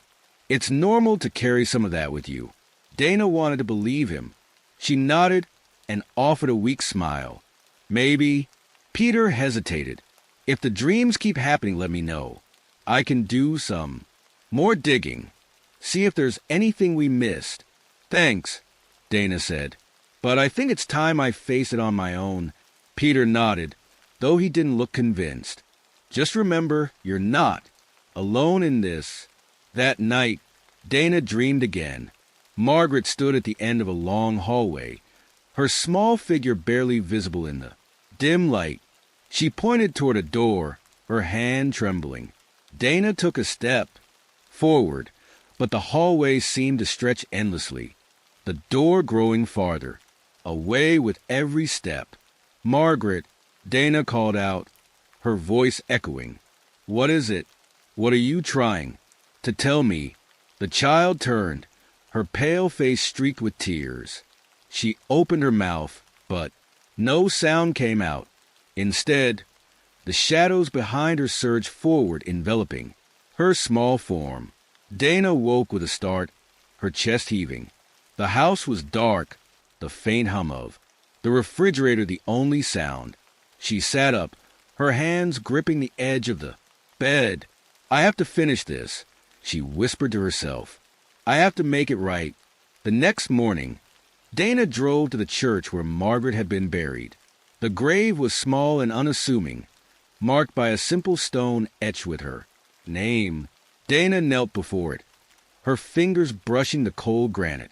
I'm sorry, she said, her voice trembling. I try to help you, but I don't think I've done enough. The air around her was still, the morning light soft and golden. For a moment, Dana thought she felt warm brush against her cheek, like the gentle touch of a child's hand. You're not alone, she whispered, repeating Peter's words. I won't let him win. That evening, Dana returned to the house. She stood in the living room, staring at the faint outlines of the salt circle where the ritual had taken place. The house was silent, but she could feel something lingering, a faint echo of what had been. Henry, she said aloud, her voice steady. I know you're still here. The room seemed to darken, the shadows growing longer, deeper. The air grew colder, but Dana didn't move. You said you are this house, she continued, but this house doesn't belong to you anymore. It belongs to me, and I'm taking it back. The frost began to creep across the windows, slow and deliberate, but Dana stood her ground. She pulled the journal from her bag and opened it to the last page, where Henry's final, frantic scrawls detailed his twisted sense of ownership. This house doesn't define you, Dana said. It's just a place. You're nothing. Without it, the frost hesitated, curling at the edges of the windows. The air grew heavier, and Dana felt the familiar pressure against her chest. But she pressed on. You're just a shadow, she said, and shadows can't survive in the light. She struck a match and held it to the corner of the journal. The dry pages caught. Quickly, flames licking at the ink and paper. The house groaned, the walls trembling as the frost receded. A roar echoed through the house, guttural and furious. But Dana didn't flinch. She held the burning journal high, the flames casting flickering light across the room. Goodbye, Henry, she said. The roar faded, replaced by a deep, resonant silence. The frost melted the air, warmed, and the house seemed to exhale, its oppressive weight lifting for the final time. Dana dropped the smoldering remnants of the journal into the fireplace and watched as the last of it turned to ash. She sank into a chair, her body trembling, with exhaustion but her mind clear. For the first time, the house felt truly empty, quiet, at peace. Dana stayed in the house, slowly turning it into a home. The nightmares stopped, And the children no longer spoke of shadows or voices. The scars of the past remained, but they no longer defined the space. Eleanor and Margaret had found peace. And now, so had Dana. The house, once cold and full of rage, was finally warm and free. The Whispering Woods. Kettle Hollow wasn't the kind of town people came to on purpose. It was one of those places you pass through on the way to somewhere better, somewhere brighter. If you stayed, it was because life didn't give you much of a choice. A gas station with a flickering neon sign marked the town's welcome, and the closest thing to a tourist attraction was a rusted tractor parked outside the diner. People whispered, though, about the woods. They called it the Whispering Woods. It wasn't a name cooked up by the Chamber of Commerce to lure outsiders. The Whispering Woods got its name because that's what it did. It whispered. Sometimes, late at night, when the wind was still and the crickets had gone quiet, you could hear voices drifting out of the trees. Nobody knew what they said, not exactly, but they had a way of getting under your skin. It was just another story, like the one about Old Man Grady's ghost haunting the high school or the curse wishing well out on Route 12. People like stories in towns like Kettle Hollow, where the days stretched long and uneventful. But the Whispering Woods were different. People didn't laugh when they talked about the trees, and they didn't go there at night. For Ava, Mark, Jenny, and Darren, though, that was part of the appeal. It was a Friday night, the kind where the air smelled like wood smoke and the leaves crackled under your boots. Jenny's backyard was lit by a single bulb, hanging from a hook over the porch. The fire pit was down to glowing embers, the marshmallows long gone. They'd been sitting there for hours, doing what teenagers in Kettle Hollow always did, killing time. Mark was the one who brought it up. He always was. He was lanky with shaggy hair that fell into his eyes, and he had a grin that could charm its way out of almost anything. Mark was the one who dared you to jump into the lake in November or sneak into the abandoned factory by the railroad tracks. He was the reason half the stories in Kettle Hollow started with, well, Mark said it would be fun. We should go, he said, leaning forward. His grin flashed white in the dim light. Go where? Ava asked. She was sitting cross-legged on the edge of the circle, picking at the hem of her jeans. Mark jerked his thumb over his shoulder. The woods. Jenny felt her stomach drop. No way, she said. Come on, Mark said, his voice coaxing. It's just trees. What's the worst that could happen? You're kidding, right? Jenny said. People have gotten lost out there. People have died. Mark rolled his eyes. Yeah, like 100 years ago. We'll have flashlights. It's not like we're going to wander off and get eaten by Bigfoot. Darren laughed, but it sounded nervous. He was sitting on an overturned milk crate, his hands shoved into the pockets of his jacket. Darren wasn't the kind to back out of a dare, but he wasn't exactly eager to take the lead either. Why do you even want to go? Ava asked. Because it's there, Mark said, like it was obvious. And because everyone's too chicken to do it. Don't you want to see if the stories are true? Not really, Ava said, but there was a flicker of something in her voice. Curiosity. Maybe. Mark leaned closer, lowering his voice. I heard the voices tell you things. Secrets. Stuff nobody else knows. Jenny crossed her arms. Yeah, and I heard they drag you into the ground and you never come back. Mark grinned. So you're scared? Jenny's cheeks flushed. She hated how he could do that. Push her buttons with just a few words.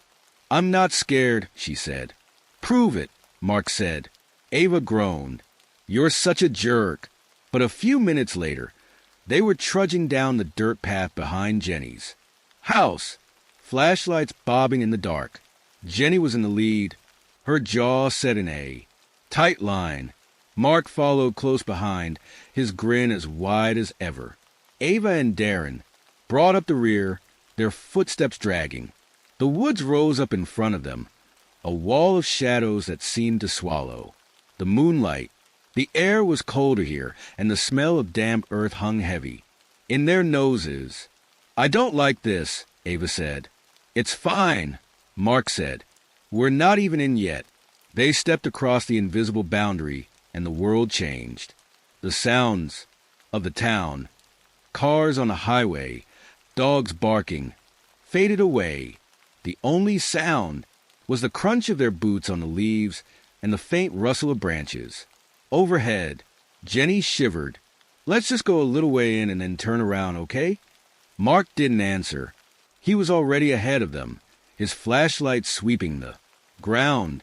The trees seemed to close in as they went deeper, their gnarled branches twisting into shapes that looked too much like hands.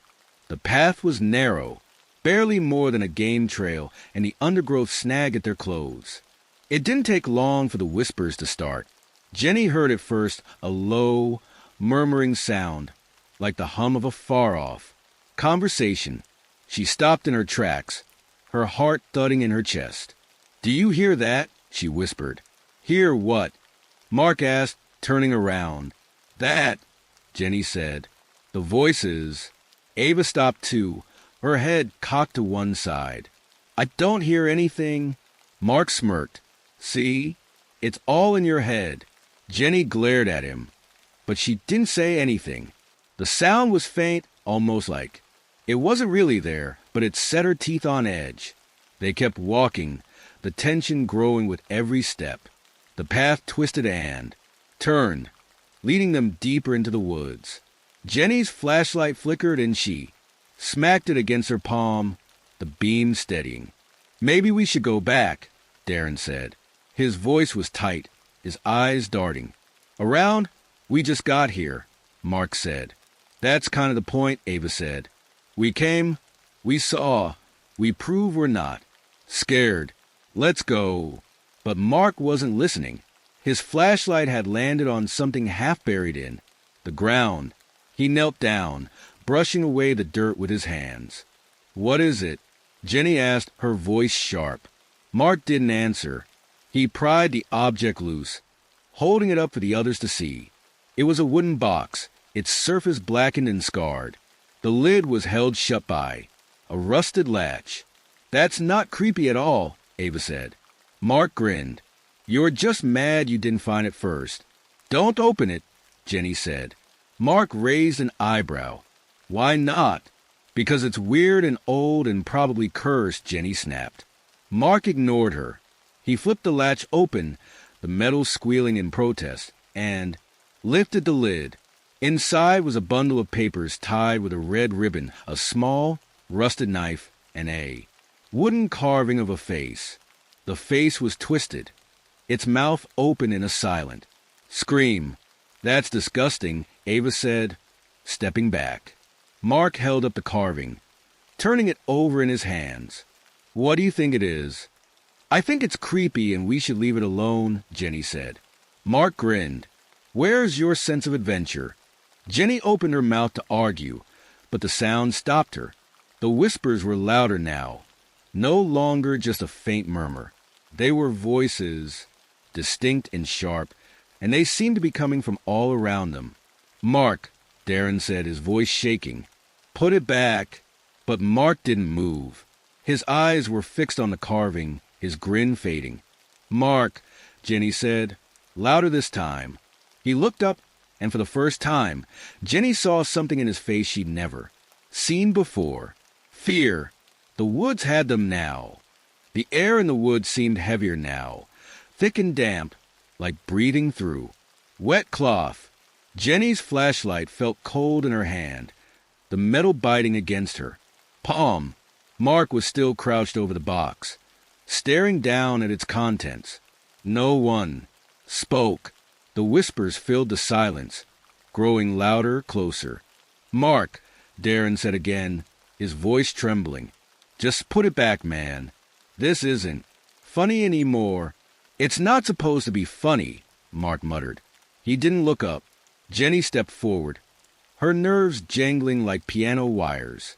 She reached out, and grabbed Mark's arm. Hey, let's go. Mark finally tore his eyes away from the carving. It's just a piece of wood, he said, but his voice didn't have its usual confidence. Then leave it, Jenny said. Mark hesitated, glancing back at the box. It's cool, though. I mean, what if it's worth something? Ava snorted. Yeah, because people are lining up to buy haunted junk from the middle of nowhere. Shut up, Mark snapped. He stuffed the carving into his jacket pocket and stood up. Let's just keep moving. Jenny opened her mouth to argue, but the words caught in her throat. The whispers had changed. They weren't just murmurs anymore. They were words, fragmented and disjointed, but words nonetheless. Stay, don't go, you're not done. Do you hear that? Jenny whispered. Ava and Darren nodded. Mark didn't say anything. They started walking again, their footsteps crunching against the leaf-strewn path. The forest seemed to close in tighter around them, the trees looming like silent sentinels. Every so often, Jenny caught a flicker of movement out of the corner of her eye, but when she turned her head, there was nothing there. How much farther are we going? Ava asked, her voice tight. Just a little more, Mark said, but he didn't sound like he meant it. Jenny felt it too, that creeping sense of wrongness, like the woods were alive. And watching them, the whispers followed them, rising and falling like the wind. But there was no wind. The air was utterly still, the silence broken only by their breathing and the crunch of their boots. Then the path ended. It didn't fade into the undergrowth or split off into smaller trails.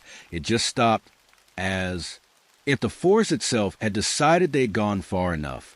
Well, this is great, Darren said. He sounded more annoyed than scared, but Jenny could see the tension in his jaw, the way he kept glancing over his shoulder. We should head back, Jenny said. Mark didn't answer. He was staring at something just beyond the edge of their flashlight beams. Mark, he raised his hand, pointing. Do you see that? Jenny followed his gaze. At first, she didn't see anything, just the endless tangle of trees. But then something shifted in the shadows, a flicker of movement so subtle she almost thought she'd imagined it. What is that? Ava whispered. No one answered. The shape moved again, stepping closer. It wasn't human, that much was obvious.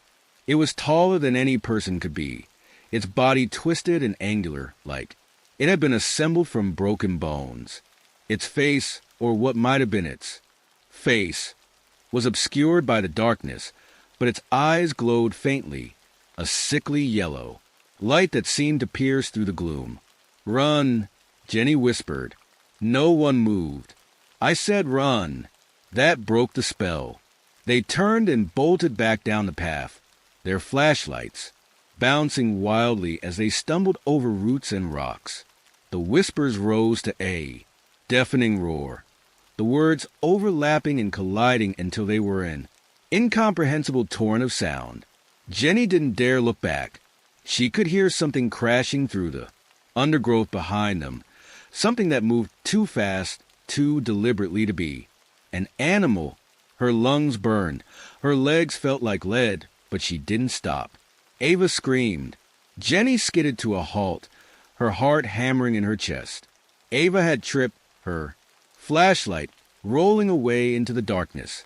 Darren was already helping her up, his hands shaking so badly he could barely get a grip on her arm. Keep going, Mark shouted, but Jenny hesitated. Something was wrong. The whispers had changed again. They were quieter now, almost gentle, but they were speaking directly to her. Jenny, stay, come closer. We know you. She felt a cold hand on her shoulder. She spun around, her flashlight swinging wildly, but there was nothing there. Jenny, Mark's voice cut through the fog in her mind. He grabbed her arm and yanked her forward, pulling her back into a run. They burst out of the woods minutes later, the trees suddenly giving way to open air. Jenny collapsed onto the ground, gasping for breath. The others were scattered around her, their faces pale and drenched in sweat. No one spoke for a long time. Finally, Darren broke the silence. What the hell was that? No one answered. Mark reached into his pocket and pulled out the carving. It felt heavier now, its surface slick with something that looked like blood but wasn't. He stared at it for a moment, then dropped it onto the ground. Jenny wanted to tell him to bury it, to take it back into the woods and leave it there, but she couldn't find the words. The whispers were still echoing in her head, soft and insistent. They weren't done with her yet. The carving lay where Mark had dropped it, gleaming faintly in the moonlight light. It was wet. None of them spoke. The air was heavy with a silence that felt alive, as if the woods were waiting for something.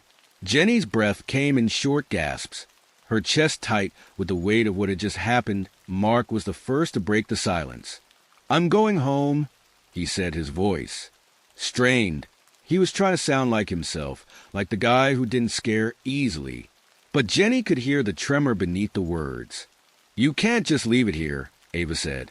"Watch me." Mark snapped. He turned on his heel and started walking, his flashlight beam bouncing ahead of him. Ava stood frozen, her arms wrapped around herself. Darren stared down at the carving, his face pale and drawn. "We have to do something," he said. "We can't just leave it here." Jenny didn't answer right away. She felt like she was being watched, like the woods were leaning in closer. The whispers hadn't stopped. They were softer now, but they were still there, sliding into her ears like cold fingers. She crouched down and picked up the carving. It felt heavier than before, its rough surface warm against her skin. The whispers surged the moment she touched it, rising in a wave of sound that made her head throb. "What are you doing?" Darren asked, his voice sharp with panic. Jenny stood up, clutching the carving tightly. "We have to take it back," she said. Ava shook her head. "Are you crazy? We barely got out of there alive." "We didn't get out," Jenny said. "Not really." She looked at them, her eyes dark and serious. "You feel it, don't you? It's not over." Darren opened his mouth to argue, but then he closed it again. He glanced at Ava, who was biting her lip, her face pale. Neither of them said anything. Jenny turned and started walking back toward the woods. "Jenny," Ava called after her. "Don't." But Jenny didn't stop. She couldn't explain it, but she knew the woods weren't done with them. The carving was a tether, a thread that tied them to whatever was waiting in the darkness. Leaving it here wouldn't change anything. The others followed her, reluctantly at first, their footsteps slow and heavy. Darren muttered something under his breath, but Jenny didn't catch the words. The trees seemed taller now, their twisted branches reaching out like claws. The path was narrower, the undergrowth thicker, as if the forest was closing in around them. The air was colder too, the kind of cold that sank into your bones and stayed there. The whispers grew louder with every step, rising and falling like a tide. They weren't just voices anymore. They were thoughts, images, memories that weren't hers. Jenny saw flashes of faces she didn't recognize, places she'd never been, moments that felt ancient and wrong. "Do you see that?" Darren whispered, his voice trembling. Jenny stopped and looked ahead. At first, she didn't see anything. Then, slowly, a shape emerged from the shadows. It was tall and thin, its body bent and twisted in ways that didn't make sense. Its face was a blur, a shifting mass of darkness that made her eyes water. It stood in the middle of the path, unmoving, its glowing eyes fixed on them. "What is that?" Ava whispered, clutching Darren's arm. Jenny didn't answer. She couldn't. Her throat felt like it was closing her heart, hammering in her chest. The thing took a step forward. The ground seemed to tremble beneath its weight, even though it moved with a terrible grace. The whispers surged, filling her head. with words she couldn't understand but felt in her bones. "Go!" Jenny whispered, her voice barely audible. The others didn't move. "Run!" she shouted. That broke the spell. They turned and bolted, their flashlights bouncing wildly as they ran back the way they'd come. The whispers followed them, growing louder, more frantic, until they weren't whispers anymore. They were screams. Jenny didn't look back. She could hear something crashing through the undergrowth behind them, something that moved too fast, too deliberately to be. An animal. Her lungs burned, her legs ached, but she didn't stop. They burst out of the woods moments later, stumbling onto the road that led back to town. Jenny dropped to her knees, gasping for air. The others were sprawled around her, their faces pale and streaked with sweat. "What the hell was that?" Darren said, his voice shaking. No one answered. Mark wasn't there. Jenny froze, her head snapping around.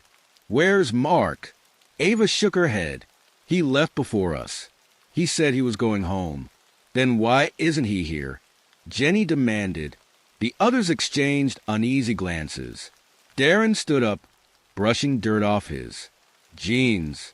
Maybe he took a different path. He's probably already at his house. But Jenny wasn't convinced. She could still feel the woods, still hear the faint hum of the whispers at the edge of her mind. The carving was warm in her hand, pulsing like a heartbeat.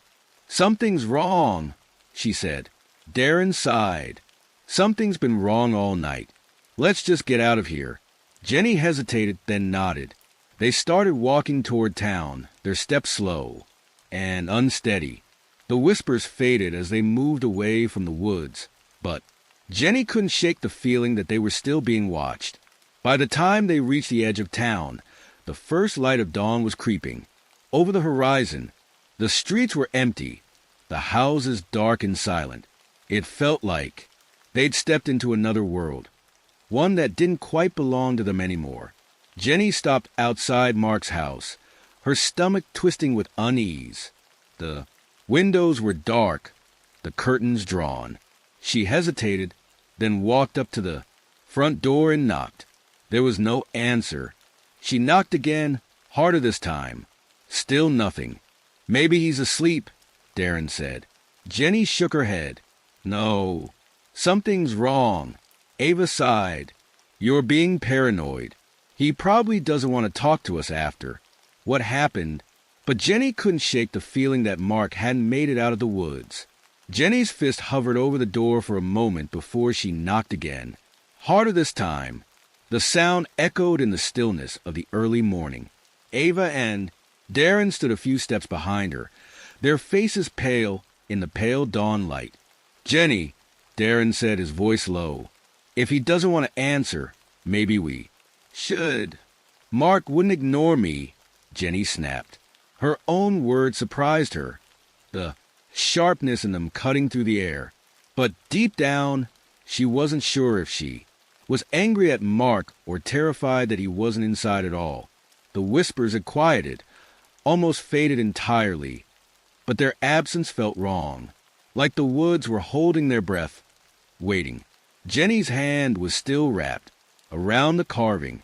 She could feel it pulsing faintly, a slow, rhythmic thrum that matched her heartbeat. "What if he's still in the woods?" Ava said, breaking the silence. Jenny turned to her, the thought hitting her like a slap. She didn't want it to be true, but the way the night had unfolded, Mark's refusal to let go of the carving, his sudden departure, made her stomach churn. "We have to check," Jenny said, her voice steadier than she felt. Ava's face twisted in disbelief. "You want to go back? After what just happened? If he's still out there, we can't just leave him," Jenny said. "And if he's not?" Darren asked. He wasn't arguing, but there was a note of desperation in his voice, like he wanted her to give him an excuse to turn back. Jenny didn't answer. She didn't need to. The silence that followed said everything. The three of them stood in front of Mark's house, the tension between them as thick as the air had been in the woods. Finally, Darren let out a long, resigned sigh. Fine, but if we don't find him fast, I'm out.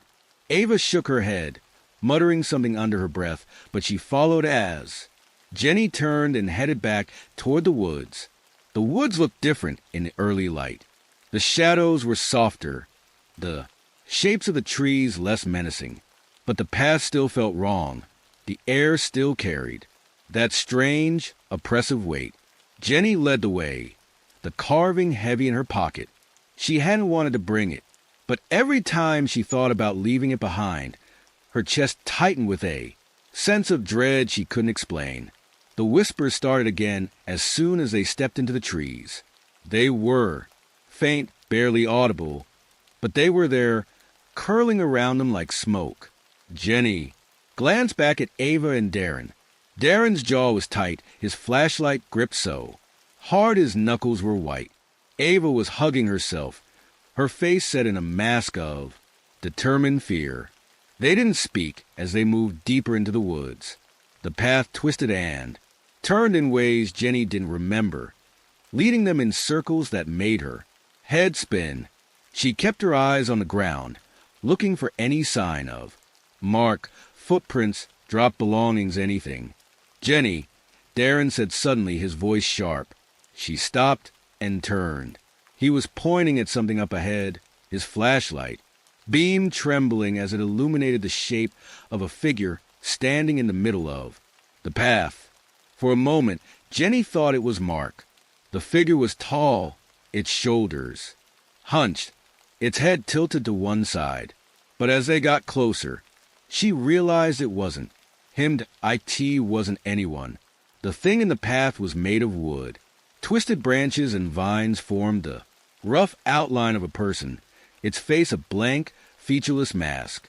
The carving in. Jenny's pocket throbbed, and she stumbled back, clutching at it like it might stop the thing from moving. What the hell is that? Ava whispered, her voice shaking. I don't know, Jenny said. Her voice sounded far away, like it wasn't her own. The wooden figure didn't move. It stood there, motionless, but its presence filled the air, pressing down on them like a weight. We need to go, Darren said, his voice barely above a whisper. Jenny nodded, but her feet felt rooted to the ground. The whispers were louder. Now, clearer. Give it back, they said. Jenny's hand tightened around the carving.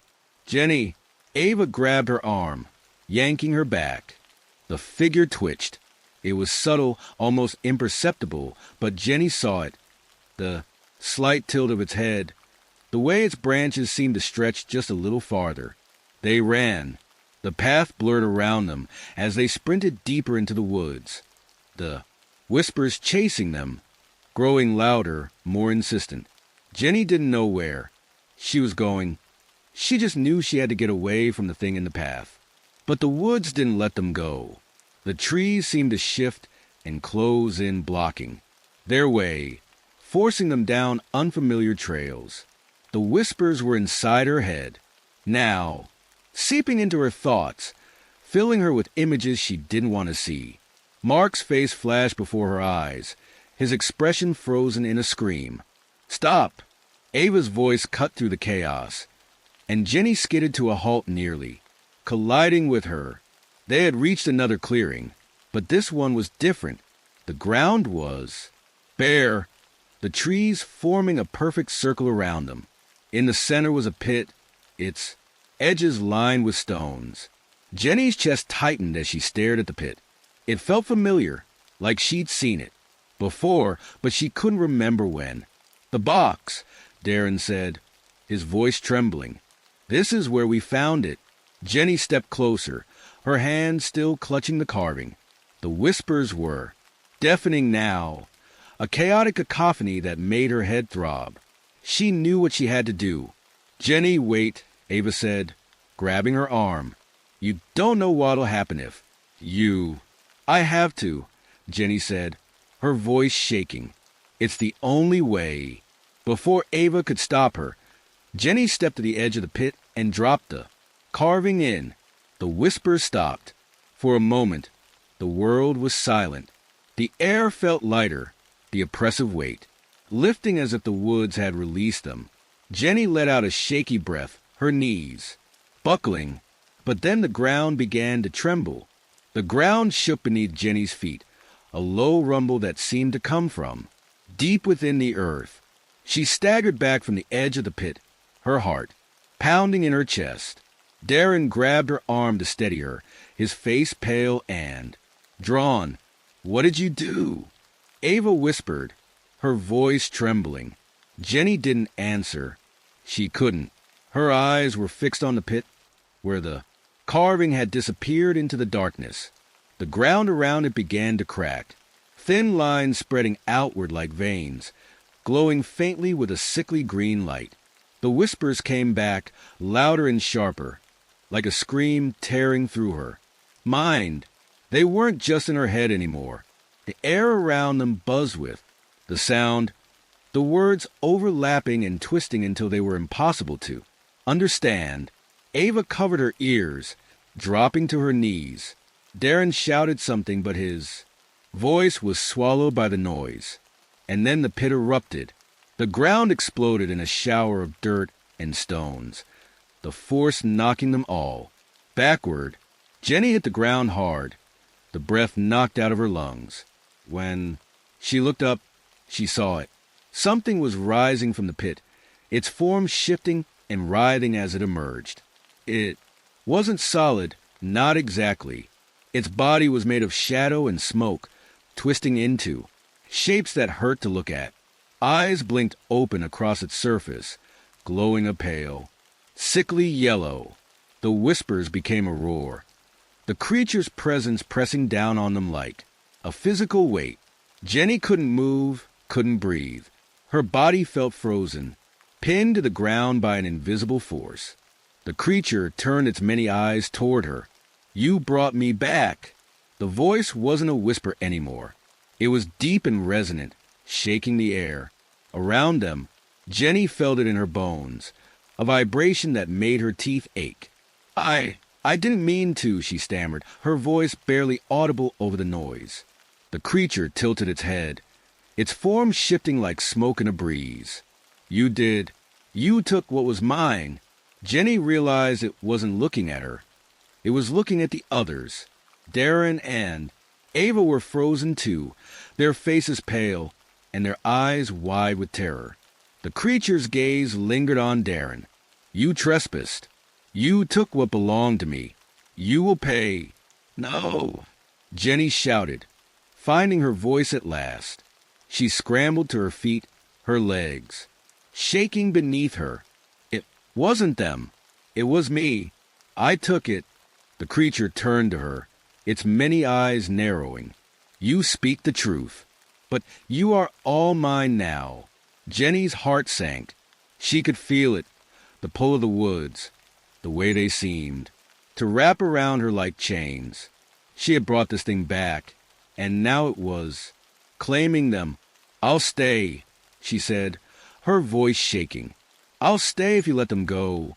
"Jenny, no," Ava shouted, but her voice was drowned out by the roar of the whispers. The creature seemed to consider her offer. Its form shifted again, growing taller, darker, its eyes glowing brighter. "You will stay," it said finally, "and they will leave." The weight on her chest lifted, and she staggered forward, her knees almost giving out. Ava and Darren were still frozen, their eyes wide with fear. "Go," Jenny said, turning to them. "Get out of here." "No," Ava said, tears streaming down her face. "We're not leaving you." "You have to," Jenny said. "If you stay, it'll take all of us." Darren grabbed Ava's arm, pulling her to her feet. "She's right. We have to go." Jenny watched as they disappeared into the trees, their footsteps fading into the distance. She turned back to the creature, her heart pounding in her chest. "I'm here," she said. "Now what?" The creature didn't answer. It surged forward, its shadowy form enveloping her, the whispers filling her mind until she couldn't think, couldn't breathe. She felt herself falling, the world spinning around her, and then there was nothing. When Jenny woke, the woods were silent. The air was still, the oppressive. Weight gone. She was lying on the edge of the pit, the ground cold and damp. Beneath her, the carving was gone, the pit sealed as if it had never been there. Jenny sat up, her head spinning. The memories of what had happened felt distant, like a dream she couldn't quite remember. But the woods were different. Now, the trees didn't feel alive anymore, their shadows still and quiet. She stood, her legs unsteady, and started walking. The path seemed clearer. Now, the way out easy to find. The whispers were gone, but she could still feel them, faint and distant, like a memory that wouldn't fade. When she reached the edge of the woods, she stopped and turned. The trees stood silent and unmoving, their branches stretching toward the sky. Jenny knew she would never come back, but as she walked away, she couldn't shake the feeling that the woods weren't done with her yet. Jenny didn't speak about what happened in the woods. Not to Darren, not to Ava, not to anyone. She told herself it was over, that the creature had taken what it wanted and let her go. But deep down, she knew better. She felt it in the silence of the nights, in the way the shadows in her room seemed to linger a little too long. The woods had changed her, marked her in some way she didn't fully understand. A week passed. Darren and Ava avoided her now. They didn't say why, but Jenny could see it in their eyes, the fear. They couldn't look at her without remembering what had happened, without feeling the weight of what they'd left behind. She couldn't blame them. Mark didn't come back. His parents filed a missing person report, but the search turned up nothing. No one found his flashlight, his jacket, or even his footprints. It was as if the woods had swallowed him whole. Jenny started waking up in the middle of the night, her heart racing, her body drenched in sweat. She would lie there, staring at the ceiling, listening to the silence, waiting for the whispers to return. They didn't. Not at first. But one night, just as she was drifting off, she heard it. Jenny, her eyes snapped open, her breath catching in her throat. The voice was soft, barely more than a whisper, but it was clear. Jenny, she sat up, her heart pounding. Her room was dark, the only light coming from the faint glow of the street lamp outside. She strained to hear, her ears ringing. With the effort, nothing. She lay back down, telling herself it was her imagination. But as soon as she closed her eyes, it came again. Jenny, come back. She bolted upright, her chest heaving. The voice was coming from outside, faint and distant, but unmistakable. The woods were calling her. Jenny spent the next day in a haze, her mind clouded with exhaustion and fear. She avoided looking out the window, afraid she'd see something she couldn't explain. The voice hadn't come back, but she could feel its presence, lingering at the edges of her awareness. That night, she locked her door and pulled the covers over her head, as if the simple act of hiding could keep the woods at bay. But the voice came again. Jenny, you're not done. It was louder this time, closer. She clenched her fists, her nails digging into her palms, and tried to block it out. Jenny, the window rattled, the sound sharp and sudden in the stillness of the night. Jenny froze, her breath caught in her throat. She didn't want to look. She didn't want to see. But something pulled her out of bed, her body moving on its own. Her feet felt heavy, her steps slow and deliberate as she crossed the room.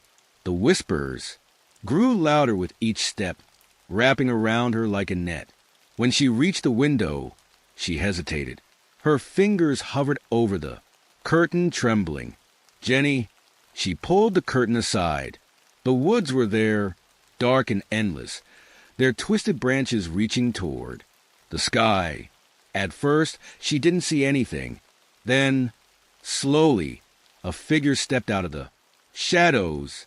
It was Mark. Jenny's breath caught. He was standing at the edge of the trees, his face pale and drawn, his eyes dark and hollow. He didn't move, didn't speak. He just stood there, staring at her. "Mark," she whispered, her voice shaking. His lips parted, but no sound came out. Jenny's heart pounded in her chest. She knew she should close the curtain, lock the window, and crawl back into bed. But she couldn't look away. Mark raised a hand, pointing toward the woods. "Come back," he whispered. Jenny stumbled away from the window, her legs trembling. She pressed her back against the wall, her breath coming in short gasps. "Mark," she whispered again, but he was gone. The next morning, Jenny didn't tell anyone what she'd seen. She didn't think they'd believe her, and even if they did, what could they do? The woods weren't something you could fight or escape. They were part of her now. Over the next few days, the voice grew stronger. It followed her everywhere, at school, in the grocery store, even in her own home. The whispers were constant, a low hum at the back of her mind that never stopped. By the end of the week, Jenny couldn't take it anymore. She had to go back. She waited until midnight, when the streets were quiet and the town was asleep. She slipped out of the house, her flashlight clutched tightly in her hand. The air was cold, the kind of cold that stung your skin and bit at your lungs. The woods were waiting for her. She hesitated at the edge, her flashlight beam trembling as it cut through the darkness. The trees seemed taller now, their shadows longer and darker. The air was thick with the scent of damp earth and decay. The whispers surrounded her the moment she stepped inside. "Jenny, you came back." She didn't answer. She couldn't. Her throat felt tight, her chest heavy with the weight of what she was doing. The path was the same as before, winding and narrow, but it felt different now. The trees seemed closer, their branches reaching for her, their roots tangling. Around her feet, the pit was waiting for her. When she reached it, she stopped. The ground around it was cracked and blackened, the stones lining its edge scorched and crumbling. The air was colder. "Here!" The whispers louder. Jenny stepped closer, her flashlight beam cutting through the darkness. She could see something moving in the pit, a shifting mass of shadows and light that made her stomach churn. "Jenny," the voice said, louder now, clearer. "You're almost there." The ground trembled beneath her feet, the cracks spreading outward like veins. Jenny's flashlight flickered, and she tightened her grip on it, her hands shaking. The thing in the pit rose, its form twisting and writhing like smoke. Its many eyes blinked open, glowing faintly in the darkness. "You came back," it said. Jenny didn't speak. She couldn't. Her body felt frozen, her mind racing with a thousand thoughts she couldn't hold on to. "You belong to me." The whispers surged, filling her mind, her body, her very soul. Jenny screamed, and then everything went dark. Jenny's scream echoed through the woods, swallowed by the darkness around her. The thing in the pit loomed above her now, its shadowy form blotting out the faint light of the moon. Its eyes, dozens of them, blinked in unison, locking on to her with an intensity that made her knees buckle. "You belong to me," it said again, the words reverberating through the air, shaking the ground beneath her feet. Jenny wanted to run, to turn and flee into the safety of the open world. But there was no safety anymore. The woods were everywhere, inside her now, a living, breathing part of her being. "Why me?" she choked out, her voice trembling but defiant. The creature paused, its shifting form growing still. For a moment, Jenny thought it wouldn't answer. Then the whispers returned, not as a roar but a low, insistent hum, each word clear and sharp. "You brought me back," it said. "The carving was a key. My prison, your hands, opened it." Jenny felt the weight of its words settle over her. "I didn't know," she said. "I didn't mean to." "Intent does not matter," the creature replied. Its voice was calm now, almost serene, but it was no less terrifying. The act has been done, and now you must finish it. Finish what? Jenny asked. The creature didn't respond. Instead, it began to shift again, its form stretching and twisting into something new. It was no longer just a mass of shadows. Shapes began to emerge, faces, arms, bodies, all blending into each other, writhing and contorting like they were trying to escape. Mark's face was among them. Jenny gasped, stumbling back. Mark! The face didn't move, didn't blink, but its eyes stared at her with a desperation that made her stomach twist. They are mine now, the creature said. All who trespass, all who disturb the balance. They become part of me. No, Jenny whispered, her hands shaking. You can't take him. You can't take me. The creature tilted its head, its many eyes narrowing. You are already mine. But there is a way, a choice. Jenny's breath hitched. What choice? The whispers grew louder, a cacophony of voices overlapping and clashing until she thought her head might split. And then they spoke in unison. Sacrifice yourself, and the others will be free. Resist, and they will remain forever. Jenny's chest tightened. The others, Mark, Darren, Ava, even if they weren't here. Now, they were still tethered to the woods, still at risk. She felt the weight of the carving in her pocket again, though she knew it was gone. The decision was hers to make. Why? She demanded, her voice breaking. Why are you doing this? To survive, the creature said simply. To endure. Tears stung Jenny's eyes as she looked into the pit. The faces swirled and shifted, Mark's among them, his expression pleading. I can't, she whispered. Then you are mine, the creature said. Its shadow surged forward, swallowing her in darkness. The pain was immediate and overwhelming. Jenny felt like she was being torn apart, her body unraveling thread by thread. She screamed, but no sound came. Out! The faces in the shadows surrounded her, their voices filling her mind there, pain becoming hers. And then, just as suddenly, it stopped. Jenny opened her eyes. She was no longer in the pit.